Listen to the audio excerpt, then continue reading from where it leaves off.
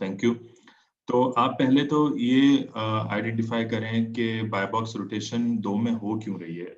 आप उन दोनों की रेटिंग्स देखें, क्या वो बहुत बड़े सेलर्स हैं, क्या उनकी सेलर रेटिंग्स मिलियंस में या हंड्रेड ऑफ थाउजेंड्स में है। अगर ऐसा है तो ये एक रीजन हो सकता है क्योंकि अमेजोन बड़े सेलर्स को एडवांटेज देता है।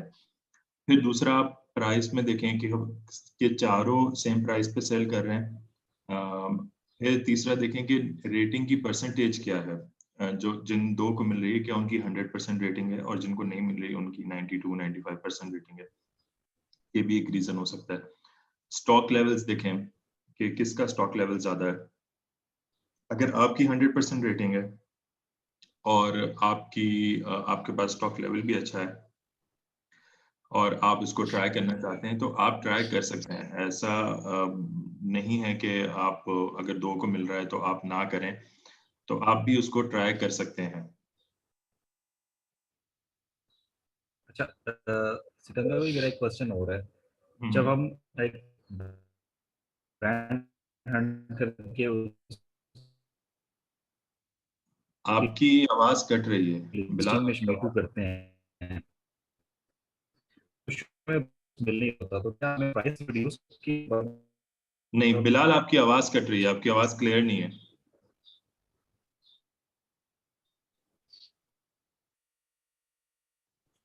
बिलाल, आपकी आवाज क्लियर नहीं है। जी, अभी आवाज आ रही है? जी अब आ रही है।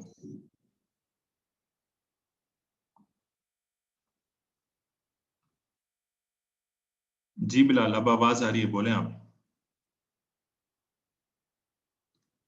अच्छा, चलें। उमर हुसैन अवान। अस्सलाम वालेकुम सिकंदर भाई। वालेकुम अस्सलाम। अच्छा सिकंदर भाई, ये बताइएगा कि ये कैसे पता लग सकता है कि कोई एक सेलर जो है वो कितनी देर पहले उसने किसी लिस्टिंग को मी टू किया था। ठीक है, आप कीपा को यूज करें। कीपा में वहां पे हिस्ट्री आती है, आप हिस्ट्री में जाएं। वहां पे आप FBA सेलर्स में जाएं और ऑल टाइम पे जाके आप चेक करें, और बिल्कुल बाय बॉक्स रोटेशन में चले जाएं, ऑफर्स में चले जाएं। ऑफर्स में जाके आप चेक कर सकते हैं कि कब से आ रही है। तो वहां पे आपको बिल्कुल आप नीचे ड्रैग करते जाएं तो आपको आइडिया हो जाएगा कि कौन सा सेलर इस पे कब से सेल कर रहा है। बाय बॉक्स रोटेशन से भी आप आइडिया लगा सकते हैं। आप 30 डेज की लगाएं, 60 डेज की लगाएं, 90 डेज की लगाएं, 180 डेज की लगाएं, तो उससे आपको आइडिया हो जाएगा कि कौन सा सेलर इसमें फॉल कर रहा है। अगर कोई विद इन 90 डेज आया है तो वो उसमें करेगा, चाहे उसको अभी 100% मिल रहा है, लेकिन अगर वो 90 डेज पहले नहीं था तो वो उसमें आपको नहीं शो होगा। अगर आप 180 का लगाएंगे लेट्स से, या 90 डेज प्लस का लगाएंगे, तो आप वहां से देख सकते हैं उसको। ठीक है। अच्छा, और ये बताइएगा कि अब अगर हम किसी होलसेलर से बाइंग स्टार्ट कर देते हैं और उसकी इनवॉइसेस को हम ये देखने के लिए कि ये जेन्युइन है, हम पहले किसी अनगेटेड कैटेगरी को पहले अनगेट करवाते हैं गेटेड कैटेगरी को, और वहाँ वो जब अनगेट हो जाती है तो क्या ये एक किस्म का टेस्ट नहीं हो जाएगा कि इसकी इनवॉइसेस जो है वो लेजिटिमेट हैं? और फिर ऐसे केस में फिर उसके बाद और वो कहे कि हाँ मेरी इनवॉइसेस अमेजोन के ऊपर जो है वो उस पर आप सेलिंग कर सकते हैं, तो फिर हम ब्रांड से बिल्कुल ना पूछें और जो है स्टार्ट कर दें सेलिंग। देखिए, जब हम कहते हैं कि आप ब्रांड का अप्रूवल लें तो उसका मकसद क्या होता है कि होलसेलर, देखिए VPC में एक वीडियो में मैंने एक्सप्लेन किया है कि प्रोसेस काम कैसे करता है। ब्रांड होता है, डिस्ट्रीब्यूटर होता है, होलसेलर होता है। तो होलसेलर यूजुअली डायरेक्टली इन्वॉल्व नहीं होता ब्रांड के साथ, वो डिस्ट्रीब्यूटर से परचेजिंग कर रहा होता है। अब उसमें वो आपको कह देता है कि हाँ मैं, और कुछ होलसेलर्स होते भी हैं डायरेक्टली इन्वॉल्व, तो अगर वो आपको कह देता है कि नहीं मैं तो ऑथराइज्ड हूँ और मैं आपको सेल कर रहा हूँ, आप सेल करें, मुझे कोई मसला नहीं है, आप अमेजोन पे बेचें, तो होलसेलर को कोई इशू नहीं है। इशू आएगा आपको। तो आप उन लिस्टिंग्स पे जाके मीटू करें अगर आप होलसेलर से ले रहे हैं, जहां आप देखें कि यार 8, 10, 12 FBA सेलर्स बैठे हुए हैं। आप स्टिल रिस्क ले रहे हैं, लेकिन आप अभी अपना रिस्क कम कर रहे हैं, क्योंकि आपने जो सेलर्स हैं वो ऑलरेडी सेल कर रहे हैं। तो कल को जब भी वो ब्रांड उस पर क्रैकडाउन शुरू करेगा तो फिर आपका भी नंबर आ सकता है, तो ये रिस्क है उसमें। तो अगर जैसे वो अगर हम अनगेट करवा लेते हैं किसी कैटेगरी को और वहां पे अमेज़न जो है वो एक्सेप्ट कर लेता है, तो ये एक किस्म का टेस्ट नहीं हो जाएगा कि इसकी चलती हैं इनवॉइसेस? देखें नहीं, किस चीज का टेस्ट आप करना चाह रहे हैं? कि कहाँ इसकी चलती है? इनवॉइसेस जो है वो अमेज़न जो एक्सेप्ट करता है और ये लेजिटिमेट इनवॉइसेस हैं, क्योंकि Amazon तो सेलिंग से नहीं नहीं, देखिए Amazon जब आपसे इनवॉइसेस मांगता है उसके मल्टीपल रीजन होते हैं। कभी कभी Amazon को खुद ही शक हो जाता है, वो आपसे मांग लेता है, ब्रांड की तरफ से कोई कंप्लेन नहीं होती, आप उसको इनवॉइसेस दे देते हो, वो देखता है ठीक है ये सेलर सॉरी ये होलसेलर ऑथेंटिक है, और वो उसको आपको कहता है ठीक है आप बेचो। कभी कभी ब्रांड आईपी कंप्लेंट कर देता है, या वो कहता है काउंटरफीट आइटम सेल कर रहा है, उसमें आप इनवॉइसेस उसको दोगे तो वो ठीक है, वो एक एक जगह पे ये इशू रिजॉल्व कर सकते हो कि सारे आइटम्स ओरिजिनल हैं, मैं कॉपी नहीं बेच रहा, लेकिन आप ये आईपी कंप्लेंट या जो आपने ब्रांड से परमिशन नहीं ली या जो राइट ओनर है उससे आपने परमिशन नहीं ली थी, क्योंकि वो आईपी एक राइट है, उसका एक ओनर है, वो ब्रांड है, आपने उससे परमिशन नहीं ली थी इसको बेचते हुए, वो इशू वो रिस्क आप स्टिल फेस कर रहे होंगे। बिल्कुल ठीक है। तो मतलब इसका ये रिस्क कभी भी, यानी थोड़ा सा रिस्क जो जैसे आपने कहा कि कुछ सेलर्स हम देखे हों तो फिर हम जाएं, तो इस चीज को जो है काउंटर करने के लिए जो है क्या किया जाए कि अगर हम अगर होलसेलर से भी लेते हैं अकाउंट, तो फिर भी क्या जाके फिर ब्रांड को एक बता दें हम कि हमने इसको अमेज़न पे सेल करना है और फलाने होलसेलर से हमने जो है परचेज किया है? नहीं, देखें आप क्या करें ऐसी सिचुएशन में कि आप थोड़ा ये देखेंगे जो आप रेंट सेल कर रहे हैं उसका बीएसआर थोड़ा सा ऊपर का हो, लेट्स से वो 30-40,000 के बीएसआर में हो, तो ये ब्रांड्स यूजुअली ऐसे होते हैं जिसमें आपको ज्यादा कंपटीशन नहीं मिलता है। इसमें ब्रांड खुद भी इतना अमेज़न पे इन्वॉल्व नहीं होता, उसका बस ये मकसद होता है कि मेरा माल बिके। फिर आप देखें कि उस पे सेलर्स कितने हैं, अगर उस पे सेलर्स ज़्यादा हैं 8-10 सेलर्स हैं तो फिर आप उसको मीटू करें। आप माइंड में ये रखें कि आप स्टिल रिस्क ले रहे हैं। जब आपके पास एक हिस्ट्री बन जाए और आपके पास सप्लायर की इनवॉइसेस भी रेडी हो जाए, फिर आप उस ब्रांड को कॉन्टैक्ट करके डायरेक्ट उनके साथ अकाउंट खोल सकते हैं और उनको बता सकते हैं कि ये देखिए मैं आपकी प्रोडक्ट परचेज करता रहा हूँ, लेकिन अब मेरी रिक्वायरमेंट बढ़ गई है, तो मुझे अब आपसे डायरेक्टली परचेज करना है। तो आप इस तरह बिल्कुल करके उनसे बात कर सकते हैं और उनके साथ ट्राई कर सकते हैं।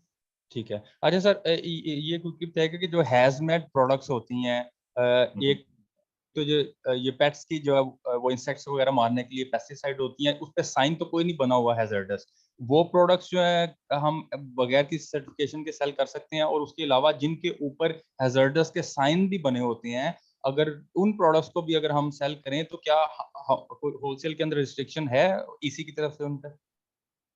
नहीं देखिए, एसी की तरफ से तो होलसेल में कोई रिस्ट्रिक्शन एज सच नहीं है कि आप ये प्रोडक्ट बेचें या ना बेचें, जहाँ पे आपको प्रॉफिट हो रहा है, जहाँ पे आपकी सोर्सिंग अच्छी है आप बेचें। अमेज़न की तरफ से रिस्ट्रिक्शन आएगी जब आप उस हैजमेट प्रोडक्ट को, आप अगर हैजमेट सेलर के प्रोग्राम में आप रजिस्टर्ड नहीं है और आप उस प्रोडक्ट को सेल करेंगे, अमेज़न आपको रोक देगा, कहेगा पहले इस प्रोग्राम के लिए अप्लाई करो, उसमें वेटिंग पीरियड चलता है, फिर वो इनविटेशन ओनली होता है। इवन तो एफबीए कर रहे हैं, अगर हम मीटू कर रहे हैं, फिर भी हमें उसमें करना पड़ेगा? एफबीए कर रहे हैं जी, बिल्कुल। ठीक है, मतलब कि वो तो मैन्युफैक्चरर नहीं प्रोवाइड कर रहा होता सारी उनको डॉक्यूमेंटेशन जो है? नहीं नहीं, डॉक्यूमेंटेशन की बात ही नहीं हो रही है यहाँ पे, आपको वो मीटू ही नहीं करने देगा, क्योंकि आपको पहले हैजमेट को सेल करने के लिए रजिस्टर होना पड़ेगा, और फिर आप वो एफबीए के हैजमेट के वेयर हाउसेज ही अलग हैं, ठीक है। तो अच्छा वो उसका प्रोसेस अलग है। ठीक है। अच्छा सर, ठीक। एक एक ये लास्ट सजेशन दीजिएगा कि हम एक वैल्यू उनको डिलीवर करने के लिए, अगर हम बजाय उनको यही बात कहें कि हमने अपनी वेबसाइट पे सेल करना है, अगर हम फर्स्ट कांटेक्ट जब करते हैं तो पिच की ये बात करें कि हम अमेज़न कंसल्टेंट्स हैं और हमने आपकी जो है ये लिस्टिंग को हम जो है इसको बेहतर बनाना चाहते हैं, एज अ कॉम्प्लीमेंट्री हम आपको ये सर्विस दे रहे हैं, और इन रिजल्ट हम सिर्फ ये चाहते हैं कि हम आपके इन्वेंटरी में इन्वेस्ट करके तो उसको अमेज़न पे सेल कर लें। तो ये क्या बेहतर जो है इसके रिजल्ट्स नहीं आएंगे बजाय इसके कि हम उनको वही बात कहें जो सब कहते हैं कि हमने अपनी वेबसाइट पे सेल करना है? देखिए, इसका कोई हार्ड एंड फास्ट रूल नहीं है, और ऐसा कोई एक स्क्रिप्ट नहीं है या ऐसी कोई ईमेल टेम्पलेट नहीं है, कॉलिंग स्क्रिप्ट नहीं है कि जिसको मैं बोलूँ कि आप इसको फॉलो करें। देखिए ये brand to brand, person to person vary करता है। मैंने आज तक कोई स्क्रिप्ट या कोई टेम्पलेट को यूज नहीं किया है। मैं अगर जब उससे बात करता हूँ, हाय हेलो करता हूँ, उसके बाद उसकी टोन से वो किस तरह की नेचर का बंदा है या बंदी है, उससे अंदाजा लगा के फिर उस तरह से कम्युनिकेशन को आगे लेके जाया जाता है। तो आप बजाय इसके कि वो सेम पिच हर एक को करें, तो कोशिश ये करें कि आप कुछ इनोवेशन लाएं और कुछ थोड़ा ये ट्रायल एंड एरर बेसिस पे आप उसको ट्राई करें कि what is working for you, जो आपके लिए काम कर रहा है आप बस फिर उसको लेके चलें। जज़ाकल्लाह सर।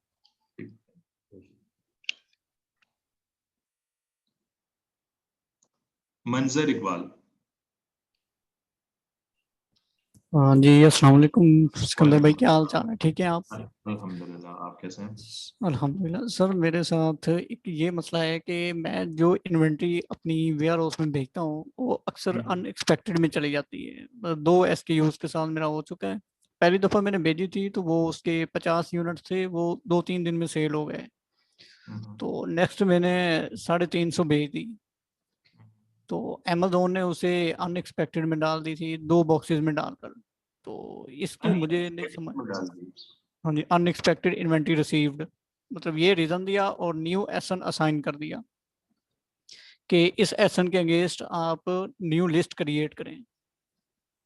आप मीटू कर रहे हैं ना उस जी लिस्टिंग को? जी जी। तो आपको अमेज़न ने कहा कि आप एक नया एसन बना दें। हाँ जी। अच्छा, ये थोड़ा वियर्ड है क्योंकि आप तो उसको मीटू कर रहे हैं, तो आपको अमेज़न नया एसन बनाने का क्यों कहेगा? आप मुझे उसको जो आपकी कम्युनिकेशन आई है अमेज़न से, आप जी वो मुझे अलग से जरा इनबॉक्स कर दें। फेसबुक पे आप मुझे इनबॉक्स कर दें तो मैं उसको देख लेता हूँ कि रीजन क्या है इस पे। ठीक है सर। हुआ ये है कि पहले मैंने उस एसन को मीटू किया था, अमेज़ोन ने मुझे सेल करने दिया, 50 यूनिट सेल हो गए।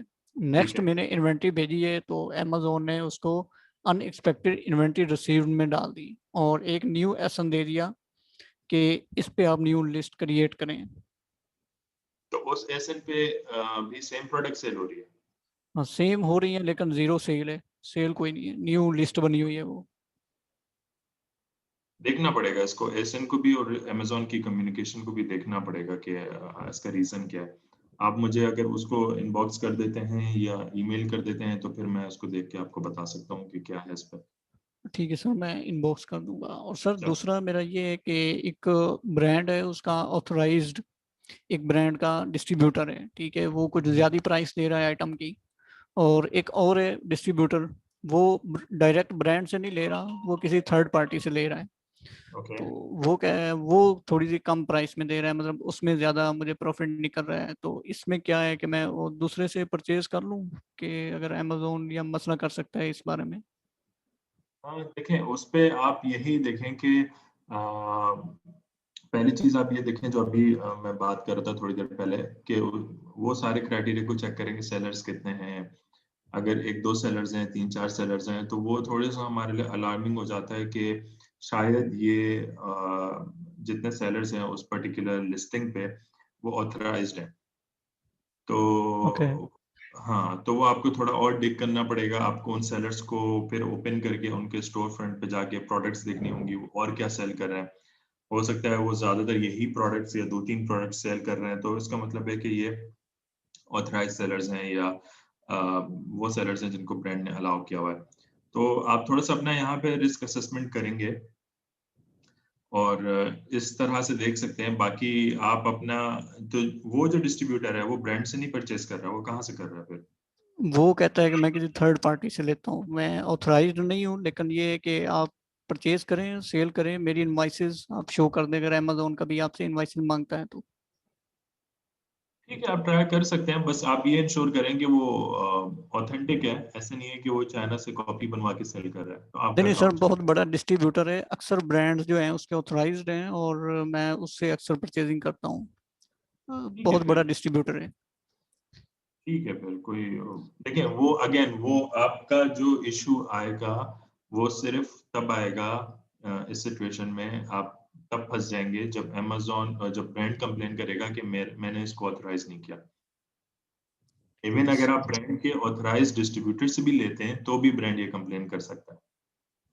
तो आप वहाँ पे अगर ब्रांड के ऑथराइज्ड डिस्ट्रीब्यूटर के साथ भी काम कर रहे हैं तो तब भी आप उससे पूछेंगे कि वो ब्रांड्स बता दो जिन्होंने आपको बोला है कि अमेजोन सेलर्स को मत सेल करना, ताकि आप उन ब्रांड से ये हर एक प्लीज आप ये प्रैक्टिस जरूर किया करें कि जब आप किसी डिस्ट्रीब्यूटर के साथ काम करें उससे पूछा करें कि मुझे वो लिस्ट दे दो जिसपे ब्रांड्स ने कहा है कि अमेजोन सेलर को मत सेल करना।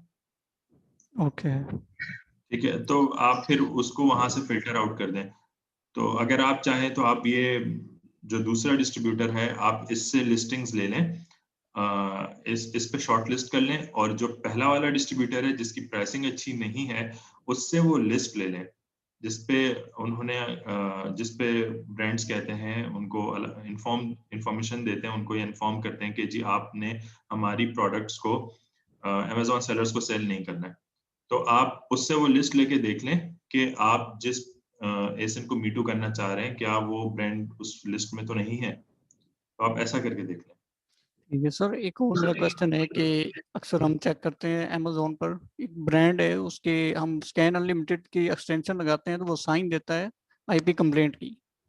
तो हाँ। ब्रांड काफी बड़ा है, सेलर्स भी हर प्रोडक्ट पे 9-10 हैं और उसकी जो प्रोडक्ट्स हैं उनमें मार्जिन भी 30% का निकल रहा है, अच्छा मार्जिन है। सर मसला ये है कि उस ब्रांड का मेरे पास अकाउंट भी है लेकिन उस ब्रांड की जो सेल्स टीम है उनसे मेरा कांटेक्ट नहीं हो पा रहा है कि मैं उनसे ऑथराइजेशन लेटर लूं। तो इस सिनेरियो में मैं उससे डायरेक्ट परचेज करके वेबसाइट से तो मी टू कर सकता हूँ, करूँ सेल्स, या मतलब नहीं करना आपके चाहिए? पास उस ब्रांड का अकाउंट है लेकिन आपको वो ब्रांड अलाउ नहीं कर रहा है अमेजोन पे?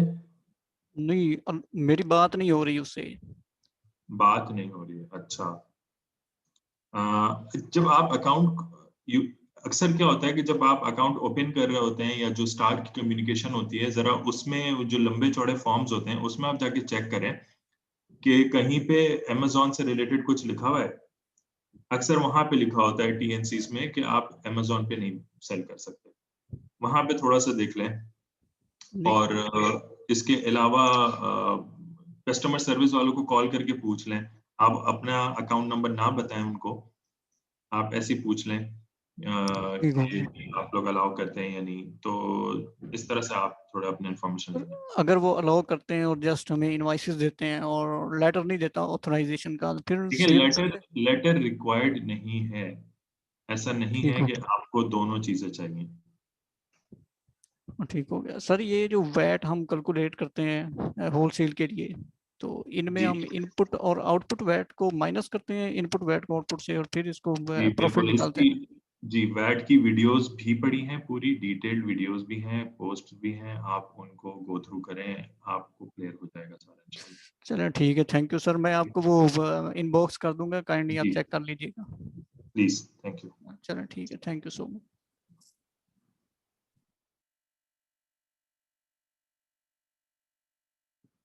अहमद जमील।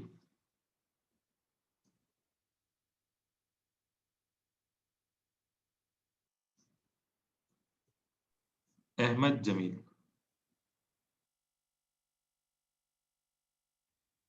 जी अहमद जमील मैंने आपको अनम्यूट किया। हेलो। अस्सलाम वालेकुम वालेकुम अस्सलाम। सर। एक मैंने क्वेश्चन ये पूछना था कि बाई बुक्स विन करने के लिए अगर हम स्टॉक ज्यादा शो करें तो क्या इससे एज मिलता है हमें? स्टॉक ज्यादा शो करें, वो कैसे आप ज्यादा शो करेंगे? ज्यादा ज्यादा स्टॉक हो हमारे पास तो इसका एज मिलता है हमें बाई बुक्स विन करने में? बिल्कुल मिलता है। आपके पास देखें अमेजोन क्या दिखेगा, अमेजोन किसको प्रेफर करेगा एज अ सेलर? जिसके पास इतना स्टॉक हो कि वो डिफरेंट एफसीज में सेंड कर सके उस स्टॉक को, ताकि कहीं से भी कस्टमर का ऑर्डर आए तो हमेशा वो प्रोडक्ट इन स्टॉक हो। तो अगर मेरे पास यूनिट्स ही 10 है तो अमेजोन मुझे उस पर प्रेफरेंस नहीं देगा, और उसको देगा जिसके पास 100 यूनिट्स हैं, क्योंकि उसके 100 यूनिट्स को वो डिस्ट्रीब्यूट कर देगा आगे 10 एफसीज में। तो ये वन ऑफ द रीजन या वन ऑफ द फैक्टर्स होता है जिसमें अमेजोन आपको प्रेफर करता है। जैसे कई लिस्टिंग ऐसी होती हैं जिसके अंदर यूनिट्स भी कम होते हैं, रेटिंग भी कम होती है सेलर की, मगर फिर भी उसके पास बाय बॉक्स ज्यादा होता है बाकी सेलर्स की निस्बत, जिनकी रेटिंग भी ज्यादा है, उनके पास यूनिट भी ज्यादा है, तो वो क्यों होता है? देखिए, एग्जैक्ट रीजन किसी को नहीं नोन है कि बाय बॉक्स मिलने का एग्जैक्ट रीजन क्या है। ऐसी कोई एग्जैक्ट चेकलिस्ट भी नहीं है कि आप ये कर लें और 100% आपको बाय बॉक्स मिलेगा। बाय बॉक्स गेन करने के लिए मल्टीपल फैक्टर्स हैं, मल्टीपल चीजें हैं जिसको आप अगर तो फुलफिल करते हैं तो आपके चांसेस बढ़ जाते हैं। अश्योरेंस किसी भी चीज में आपको नहीं मिलती है। वो फैक्टर्स क्या है कि आप इन स्टॉक रहें, स्टॉक ज्यादा रखें अपने पास। अब ज्यादा से मुराद ये नहीं है कि आप ओवर स्टॉक हो जाए और आपको एवरी मंथ उसमें स्टोरेज फीस लग रही है और आपका सारा प्रॉफिट वहीं खत्म हो जाए। तो आप इन स्टॉक रहें, सेलर रेटिंग पे नजर रखें, 100% कोशिश करें कि आपकी सेलर रेटिंग हो, सेलर रेटिंग ज्यादा लें। और इसके अलावा आप देखें कि जो कस्टमर की उस लिस्टिंग पे कोई कस्टमर के क्वेश्चंस आते हैं उसको आंसर करें, तो उससे भी आपको एक बेनिफिट मिलता है।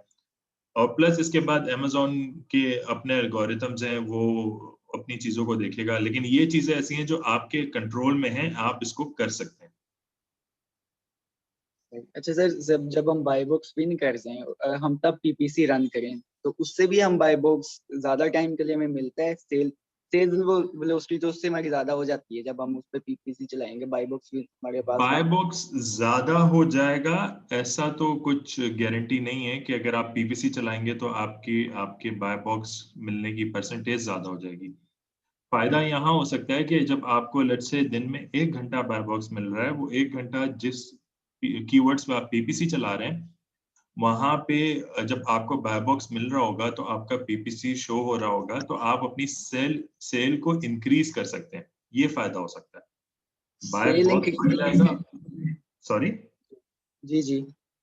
बाय बॉक्स बढ़ जाएगा, ये कोई ऐसी गारंटी नहीं है। सेल इंक्रीज होने से बाय बॉक्स बढ़ता है अगर सेल्स हमारी ज्यादा? हाँ, देखिए एक फैक्टर ये भी अमेज़न देखता है कि आप इस लिस्टिंग पे कितने पुराने हो।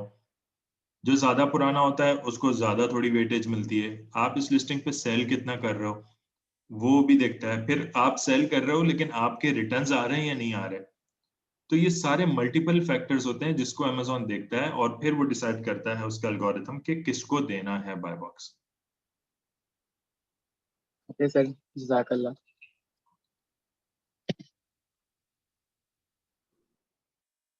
अवेस अख्तर।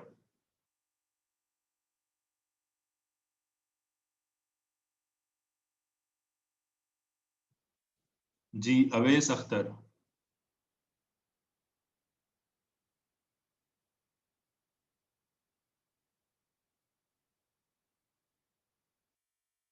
अवेस अख्तर, मैंने आपको अनम्यूट किया है। अगर आपको आवाज आ रही है तो प्लीज आप खुद को अनम्यूट कर दें। चलें, फहद मुर्तजा। अस्सलाम वालेकुम, आपको आवाज आ रही है मेरी भाई? जी जी आ रही है, वालेकुम अस्सलाम। जी अच्छा, मुझे पूछना था कि अगर हमने सप्लायर वगैरह हंट किए हैं और जो डिस्ट्रीब्यूटर हैं, डिस्ट्रीब्यूटर्स के जो प्राइस हैं वो कितने होते हैं कि हमें प्रॉफिट मार्जिन नहीं निकलता उनका एफपीए में, इसका क्या हाल होना चाहिए? देखें, आप कोशिश करें कि लेस फेमस ब्रांड्स की तरफ जाएं और वहां से स्टार्ट करें, रिलेशनशिप बिल्ड करें होलसेलर डिस्ट्रीब्यूटर के साथ।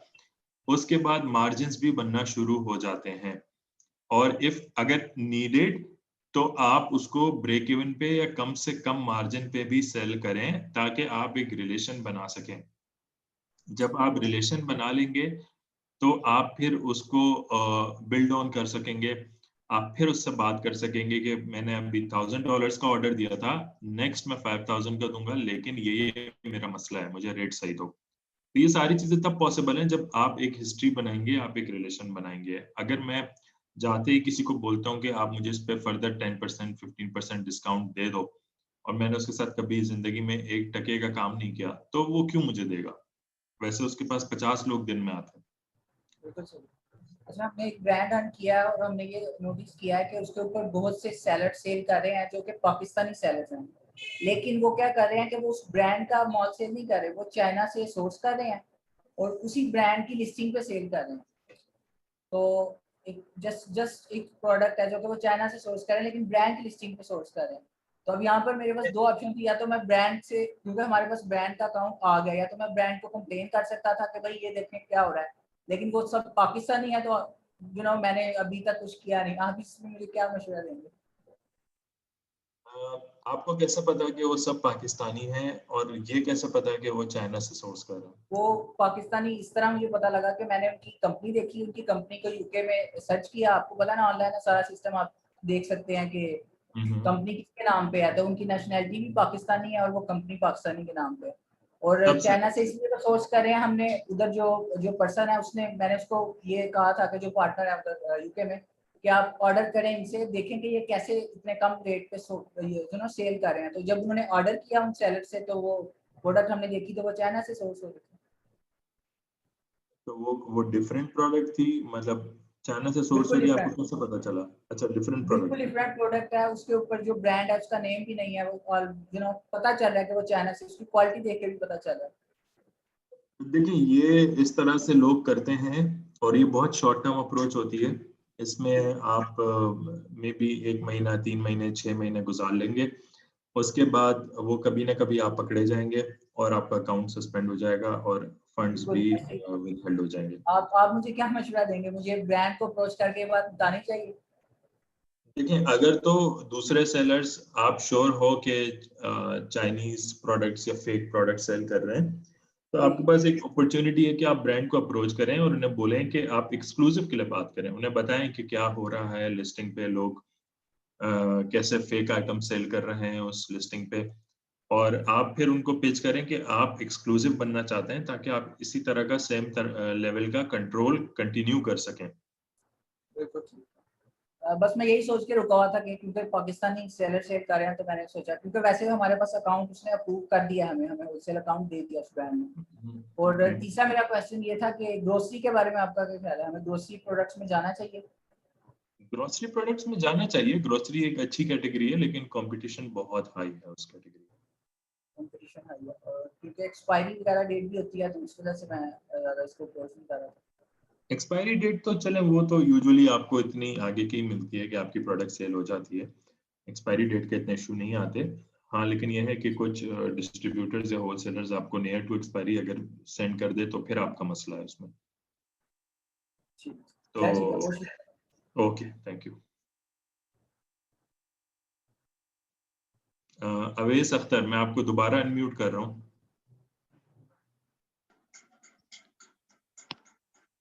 अस्सलाम वालेकुम। वालेकुम अस्सलाम।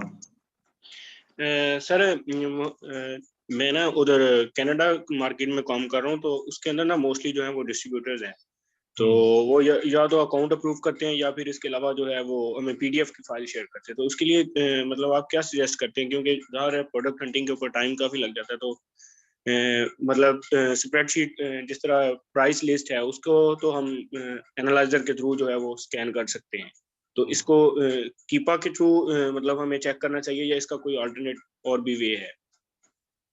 देखिए, अभी आपको अगर उस प्रोडक्ट क्या कहते हैं, ये एक इशू है, ये एक स्ट्रगल है कि अभी भी बहुत सारे होलसेलर्स या तो सिर्फ ऑनलाइन अपने सिस्टम में रखते हैं उन प्रोडक्ट्स को, या फिर वो लोग पीडीएफ बना के आपको सेंड कर देते हैं या इमेजेस आपको सेंड कर देते हैं, एक फाइल बना के इमेजेस की। तो अब वो इमेजेस ऐसे हैं कि उसको आप स्कैन नहीं कर सकते। पीडीएफ में भी अगर वो उन्होंने यूपीसी कोड्स वगैरह उन्होंने पीडीएफ में भी लिखे हुए नहीं है और वो लाइक वो इमेज की फॉर्म में है, तो फिर अगेन वो आपके लिए मसला है।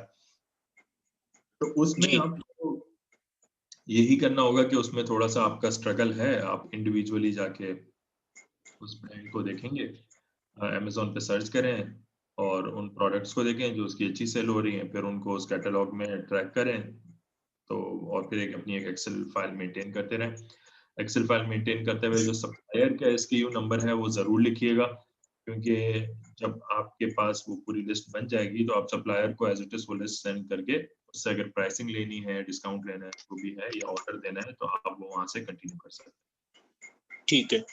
और सर इसके लिए कनाडा के लिए हमें जो हम प्रोडक्ट को जब सर्च करते हैं तो उसके लिए मैक्सिमम BSR जो है वो कितना हमें रखना चाहिए ताकि जो है वो हमें प्रोडक्ट्स इसमें अच्छी मिल सके। देखिए कनाडा की मार्केट में जो मैंने नोट किया है वो कीपा से ऐसे जितने अच्छे रिजल्ट्स नहीं आते। सही। तो आप अगर मैनुअली उसको थोड़ा देखेंगे तो शायद ज्यादा अच्छी प्रोडक्ट्स आपको मिल जाएंगी। ठीक ठीक हो गया सर, ठीक, थैंक यू।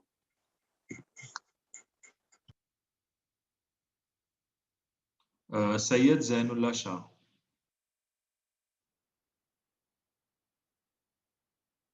जी सैयद जैनुल्लाह शाह, मैंने आपको अनम्यूट किया है।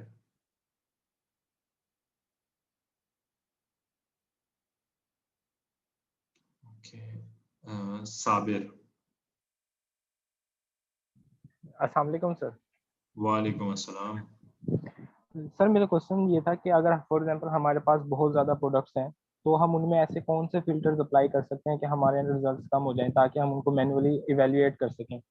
तो वो कौन से फिल्टर्स होते हैं और उनको हम टूल्स के ऊपर ही अप्लाई करें या को फाइल को स्कैन करने के बाद डाउनलोड कर लें एक्सेल में और फिर एक्सेल फाइल के ऊपर वो फिल्टर्स को अप्लाई करें, क्योंकि अक्सर वो रिजल्ट्स आते हैं ना वहाँ पर ROI ब्लैंक शोर होता है या नेगेटिव में शोर होता है, प्रॉफिट नेगेटिव में आ रहा होता है। काइंडली ये बता दें। आप उसको एक तो ये क्या करेंगे, आप जब उस एक्सेल को अपलोड करें, लेट्स से आप स्कैन एनिमेटेड से स्कैन कर रहे हैं, आपने अपलोड किया, अब उसके बाद आप क्या करें कि उसको एज इट इज पूरे लेट्स से 60,000 SKUs उसने आपको भेज दिया, सबको रन करें। जब आप उसको एक्सपोर्ट करेंगे तो BSR का एक फिल्टर होगा, उस पर आप नंबर फिल्टर में जाके लेट्स से आपने क्या कि लेस देन 60,000 70,000 हो और ग्रेटर देन 0, क्योंकि उसमें आपको -1 BSR भी कुछ दिखेंगे। फिर उसके बाद आप ROI की फिल्टर में जा सकते हैं और वहां पे जाके भी आप अगेन नंबर फिल्टर्स लगा सकते हैं ROI की कॉलम में, और वहां पे जो आपका टारगेट ROI है वो आप रख सकते हैं। तो इस तरह से आप फिल्टर लगा के और फिर उसके बाद ऑफर्स वाले कॉलम में भी आप लगा सकते हैं। ऑफर्स वाले में ये है कि कभी कभी वो सही स्कैन करता है, कभी नहीं करता, तो आप इन 2 कॉलम्स पे फिल्टर लगा के काफी इस लिस्ट को रिफाइन कर सकते हैं। ठीक। अच्छा सर, कुछ ब्रांड्स होते हैं जो अमेजोन पर सेलिंग अलाउ नहीं करते, तो फिर उन ब्रांड्स को छोड़ देना चाहिए?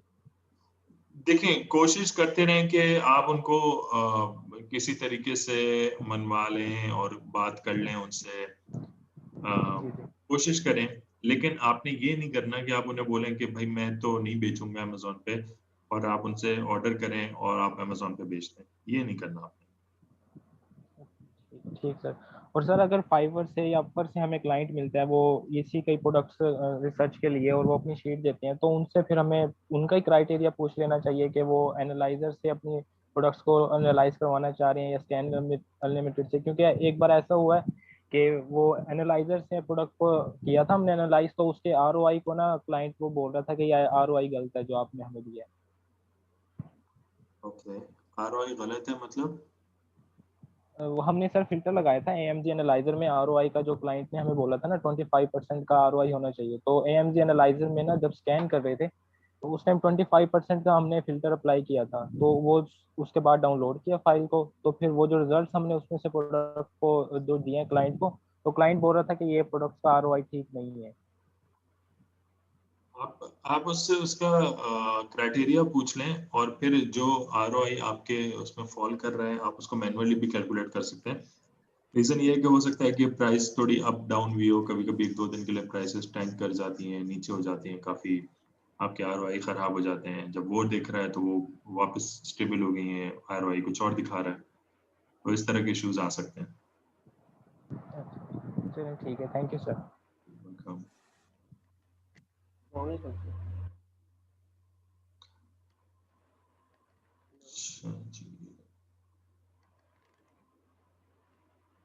शाहजेब अवान।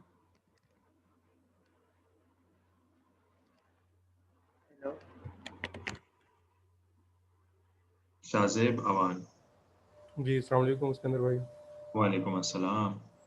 अच्छा सिकंदर भाई, मेरा क्वेश्चन ये था कि हम जब प्रोडक्ट वगैरह देख रहे होते हैं तो अक्सर ऐसे कुछ प्रोडक्ट्स आती हैं जिसमें अमेज़न सेल तो कर रहा होता है लेकिन उसकी प्राइस जो है ना, मतलब बाय बॉक्स उसके पास नहीं होता, वो किसी थर्ड पार्टी के पास होता है, थर्ड पार्टी के पास। तो उन प्रोडक्ट्स के साथ जाना चाहिए कि नहीं?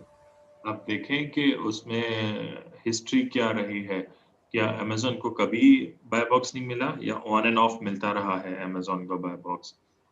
अगर मिलता रहा है तो कितने अरसे के लिए मिलता रहा है? क्या ऐसा तो नहीं है कि जब मिलता है तो वो कई महीनों तक रहता है? आप काफी ज्यादा हिस्ट्री उसकी चेक करें, 1 साल तक या उससे ज्यादा की हिस्ट्री चेक करें। और अगर सही। तो कभी अमेजोन को मिलता ही नहीं है बाय बॉक्स, तो ठीक है, आप छोटी क्वांटिटी ऑर्डर करके उसमें ट्राई कर सकते हैं, फिर आप बड़ी क्वांटिटी की तरफ भी चले जाएं। ठीक है। इसके अलावा एक और क्वेश्चन था कि अक्सर जो है ना, सर रजी ने बताया था कि जैसे हम ब्रांड चेक करते हैं तो उसमें चेक करते हैं कि अमेजोन की डोमिनेंस तो नहीं है। तो लाइक सॉरी, कि अगर अमेजोन उसको की क्या नहीं है? अमेजोन की डोमिनेंस तो नहीं है ब्रांड के ऊपर, कि मतलब ब्रांड को हाई चेक तो नहीं किया हुआ। ओके। तो बेसिकली जो है, मतलब अगर उस ब्रांड के 10 प्रोडक्ट्स हैं तो हम कितने प्रोडक्ट तक देख सकते हैं कि अगर अमेजोन उनमें है तो फिर उस ब्रांड के साथ नहीं जाना चाहिए? लाइक 5 में है, 7 में है। हाँ, वो जो रजी भाई ने बताया है वो आपकी सेफ्टी के लिए बताया। आपने देखा एक ब्रांड है, जी। उसकी 10 प्रोडक्ट्स में से 9 को अमेजोन सेल कर रहा है। आपने कहा कि अच्छा जो एक को नहीं कर रहा है इसको ऑर्डर कर लेते हैं। आपने उसको ऑर्डर किया, अमेजोन ने वो एक भी सेल करना शुरू कर दिया।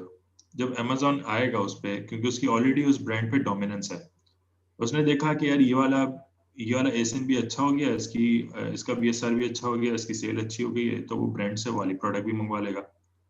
जब अमेजोन मंगवाएगा तो उसके रेट अलग होंगे, आपके रेट अलग होंगे। एक तो वो अमेजोन है इस वजह से, और दूसरा कि वो ऑलरेडी 9 लिस्टिंग्स पे सेल कर रहा है, तो आपकी इन्वेंट्री फंस जाएगी, आप उसको सेल नहीं कर पाएंगे। तो इस वजह से देखिए, जब आप नए सेलर होते हैं तो आप ऐसी चीजों को अवॉइड करेंगे। जब आप एक्सपीरियंस्ड हो जाते हैं, आप सीख जाते हैं, समझ जाते हैं मार्केट कैसे काम कर रही है, आपको कैसे काम करना है, चीजें कैसी चलती हैं, उसके बाद आप अपने एपिटाइट के मुताबिक रिस्क लें और ट्राई करें इन चीजों को। लेकिन एज अ न्यू सेलर तो बिल्कुल रिकमेंडेड नहीं। नहीं, लेकिन मतलब अमेजोन की डोमिनेंस की परसेंटेज क्या हम कंसीडर करेंगे कि कितने परसेंट तक अमेजोन के पास उसका मतलब बाय बॉक्स आ रहा है उस सप्लायर का, कि हम उसके पास फिर ना जाएं, उस ब्रांड को ना देखें? आप बाय बॉक्स परसेंटेज की बात कर रहे हैं या आप बात कर रहे हैं कि कितनी प्रोडक्ट्स उस ब्रांड्स की बेच रहा है वो अमेजोन? बेसिकली कितनी प्रोडक्ट्स अमेजोन बेच रहा है, उसके पास बाय अगर बॉक्स भी है। लेट्स से अगर 10 प्रोडक्ट्स हैं और अमेजोन 5-6 बेच रहा है, तो इसका मतलब है कि डोमिनेंस की तरफ जा रहा है, कि इसकी आधी से ज्यादा प्रोडक्ट्स तो अमेजोन सेल कर रहा है। सही। ठीक है। ठीक है, thank you so much. Welcome.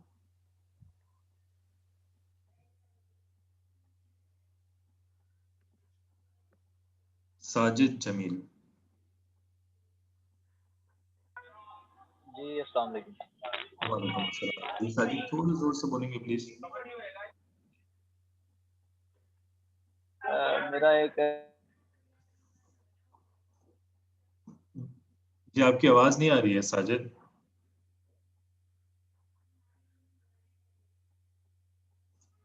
Hello.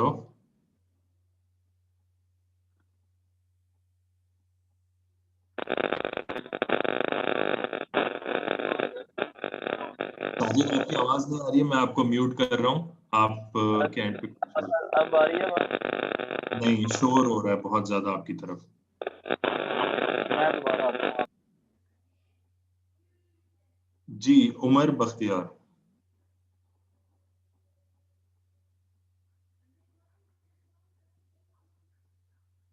अस्सलाम वालेकुम। वालेकुम अस्सलाम, क्या हाल है उमर, कैसे हैं आप? अल्लाह का शुक्र, अल्हम्दुलिल्लाह। अच्छा, मुझे 2 सवाल करने थे। एक तो जी। ये कि वेट के हवाले से, और दूसरा पहले मैं पूछ लेता हूँ कि मैंने कुछ ब्रांड्स निकाले, उनके अंदर चाइनीज सेलर डोमिनेंट थे, और शायद ब्रांड भी चाइनीज है। तो क्या ऐसे प्रोडक्ट के अंदर जाना फीजिबल है क्या?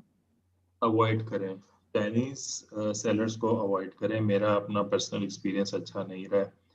काफ़ी गंदे कॉम्पिटिटर होते हैं, और स्पेशली अगर ब्रांड भी चाइनीज है तो फिर तो एक तो उनको compete करना बहुत मुश्किल हो जाता है। आई डोंट नो वो चाइना से डायरेक्ट सोर्सिंग करते हैं, क्या करते हैं, काफ़ी मुश्किल हो जाता है उनको compete करना। और दूसरा ये है कि फिर वो आपको हर मुमकिन तरीके से तंग करने की कोशिश करेंगे। आपकी उनके पास बायर अकाउंट्स बहुत होते हैं, आपकी इन्वेंट्री को ऑर्डर करेंगे, अगर आपने लिमिट नहीं लगाई है तो बड़े बड़े ऑर्डर करके आपकी इन्वेंट्री खत्म कर देंगे, फिर बड़े बड़े रिटर्न मार देंगे, तो वो इन शॉर्ट आपको तंग करेंगे। तो अगर सारे ही चाइनीज सेलर्स हैं और ब्रांड भी चाइनीज है तो फिर उसको अवॉइड करें।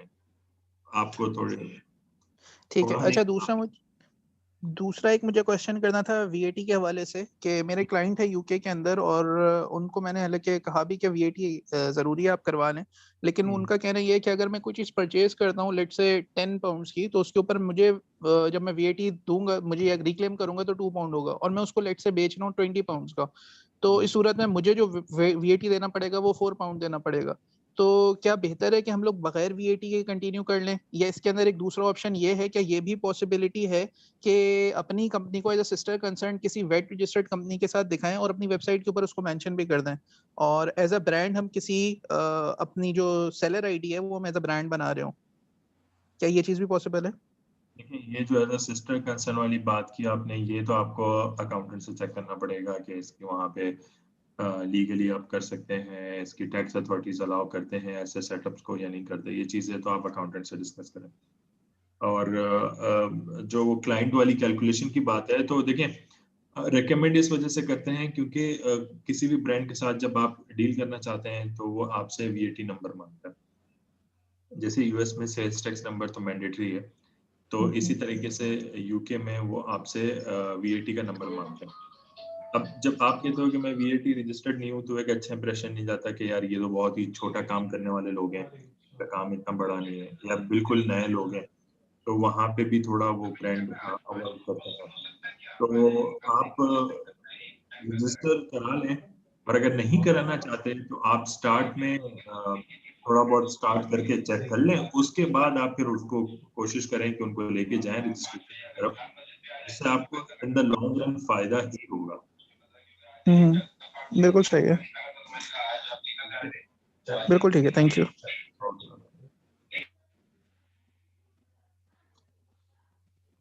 अच्छा, उमर इकबाल।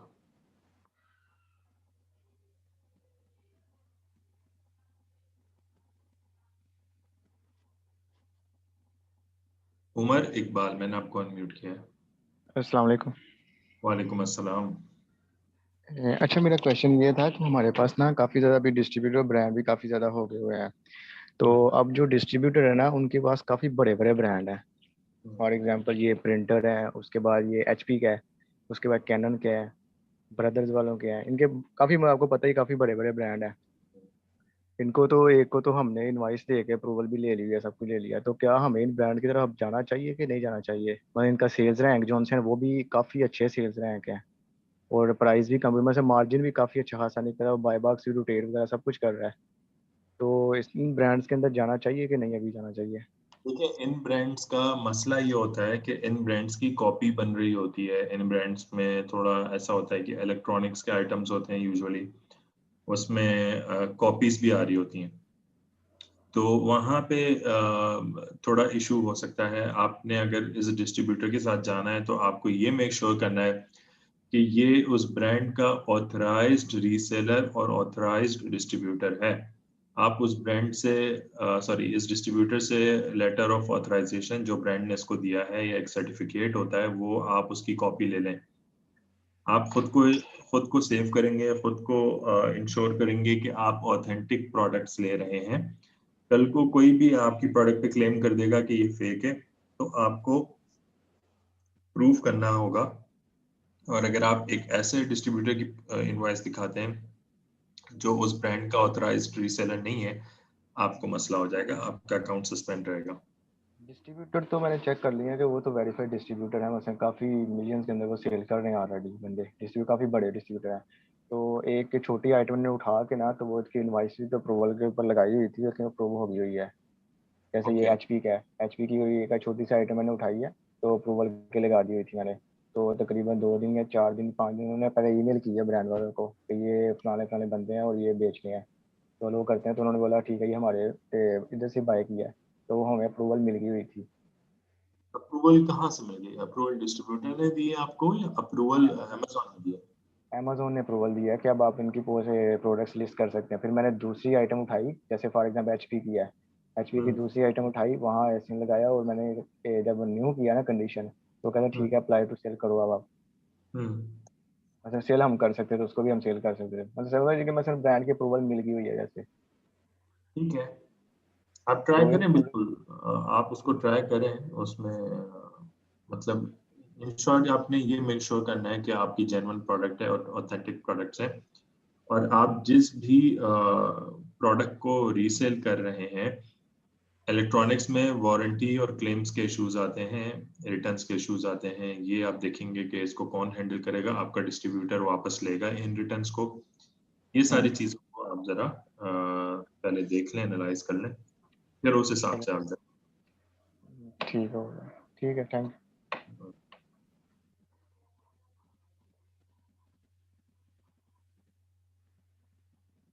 मोहतसिम असलम। जी जी सर, अस्सलाम वालेकुम सर। वालेकुम अस्सलाम। कैसे हैं सर, आप ठीक हैं? अल्हम्दुलिल्लाह। अच्छा सर, मेरा एक क्वेश्चन था प्रेप सेंटर के हवाले से कि कुछ ऐसे मतलब मैंने डिस्ट्रीब्यूटर ब्रांड के साथ मतलब कांटेक्ट किया है, तो जब मैंने अमेज़ॉन की तरफ मतलब वो प्रोडक्ट भिजवाने की किया तो उन्होंने कहा कि जी हम सेंड नहीं करते। इस सिचुएशन के अंदर सर मुझे कोई मतलब प्रेप सेंटर के हवाले से थोड़ा सा गाइड कर दें कि मैं अपने जो प्रॉफिट मार्जिन है उसमें उस प्रेप सेंटर की जो पिक पैक शिप और जो लैंडिंग कॉस्ट है मतलब अमेज़ॉन की तरफ वो किस तरीके से मतलब इंक्लूड करके निकालूंगा, क्योंकि जो रिसेंटली मेरी जो प्रोडक्ट मैंने ढूंढी है वो 20% प्रॉफिट मार्जिन के ऊपर है सर। तो आप ये कह रहे हैं कि आपका जो ब्रांड है वो प्रेप नहीं करता, और जी बिल्कुल सर। ठीक है, तो देखिए अगर तो आपको सिर्फ उस पर FNSKU लेबल लगाना है तो आप ये कर सकते हैं कि आप डायरेक्ट अमेज़ॉन वहां से भिजवा सकते हैं, और अमेज़ॉन को कह सकते हैं कि वो FNSKU लेबल लगा दे। वो 30 सेंट्स आपसे चार्ज करेगा और FNSKU लेबल लगा देगा। अगर आपके प्रोडक्ट को पॉली बैग की प्रेप रिक्वायर्ड है तो वो भी अमेज़ॉन कर देता है, उसके एक्स्ट्रा चार्ज लेता है। बबल रैप रिक्वायर्ड है वो भी अमेज़ॉन कर देता है और उसके फिर मजीद एक्स्ट्रा चार्ज लेता है।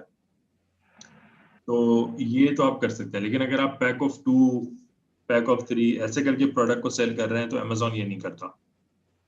सर इस सिचुएशन के अंदर अगर मतलब आप क्या मतलब वो करेंगे, रिकमेंड करेंगे कि थर्ड पार्टी वालों से करवाएं या फिर डायरेक्ट अमेज़ॉन की तरफ भिजवा दें? नहीं, देखिए आप एनालिसिस करेंगे ना कि अगर आप थर्ड पार्टी से कराएंगे तो पहले तो ब्रांड से थर्ड पार्टी प्रेप सेंटर जाएगा, फिर प्रेप सेंटर से अमेज़ॉन जाएगा, तो आपके पास उसमें मार्जिन बच रहा है। पहले तो आप यहाँ पे देखेंगे कि इतनी सारी 2 दफा शिपिंग लगने के बाद आपके पास मार्जिन बच रहा है। फिर दूसरी चीज आप ये देखेंगे कि प्रेप सेंटर वाले भी आपसे 35 या 30 सेंट्स सिर्फ प्लेन FNSKU के चार्ज करेंगे। अगर वो भी आपसे इतना कर रहा है, बल्कि इनफैक्ट कभी कभी इससे ज्यादा ही करते हैं, तो उससे बेटर है कि आप अमेज़ॉन से कराओ। आपकी फास्ट होगा आपका सारा प्रोसेस, और क्या कहते हैं उसकी प्रेप अमेज़ॉन कर देगा, और आपका जो इसमें पूरा प्रोसेस में टाइम है वो कम हो जाएगा। ठीक हो गया सर। एक और क्वेश्चन था सर मेरा, सर अभी 2 USA के अकाउंट्स हैं, एक कनेक्टिकट का और दूसरा है न्यूयॉर्क का सर। तो रीसेल सर्टिफिकेट्स वगैरह सर वो भी मतलब हो गए हैं, तो सर मुझे टैक्स के हवाले से थोड़ा सा गाइड कर दें कि PL के अंदर जो टैक्स सॉरी होलसेल के अंदर सर टैक्स का सर इसमें किस तरीके से, इसमें भी सर टैक्स चार्ज होगा जैसे यूके के अंदर वैट चार्ज होता है? सॉरी मैं क्वेश्चन नहीं समझा आपका, प्लीज रिपीट करें। रीसेल सर्टिफिकेट हमारे मेरे पास 2 अकाउंट है सर USA के सर, एक कनेक्टिकट पे दूसरा है न्यूयॉर्क का सर। और सर दोनों के लिए मतलब रीसेल सर्टिफिकेट जो स्टेट्स के अंदर हमें लेना पड़ता है सर, इसके ऊपर भी टैक्स सेम चार्ज होगा सर हमें? इसमें टैक्स सर्टिफिकेट लेने का मकसद ये होता है कि आप टैक्स एग्जेम्प्ट हो जाते हैं। तो जब आप परचेजेस करते हैं तो आप पे टैक्स चार्ज नहीं किया जाता, और वो सेल्स टैक्स आप पे चार्ज नहीं करते, और वो अपनी कॉस्ट चार्ज करके आपको इनवॉइस कर देते हैं। ठीक हो गया सर, ठीक है, बहुत शुक्रिया सर।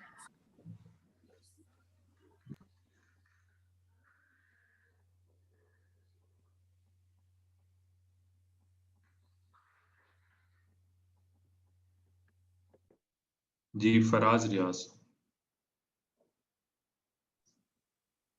जी अस्सलाम वालेकुम सर। वालेकुम अस्सलाम। अच्छा सर, ऐसा है कि मैं होलसेल कर रहा हूँ सर, और मेरा जो सेलर है वो जो ब्रांड है उसे डायरेक्ट ले रहा हूँ और वो खुद शिप करता है। It's a furniture brand.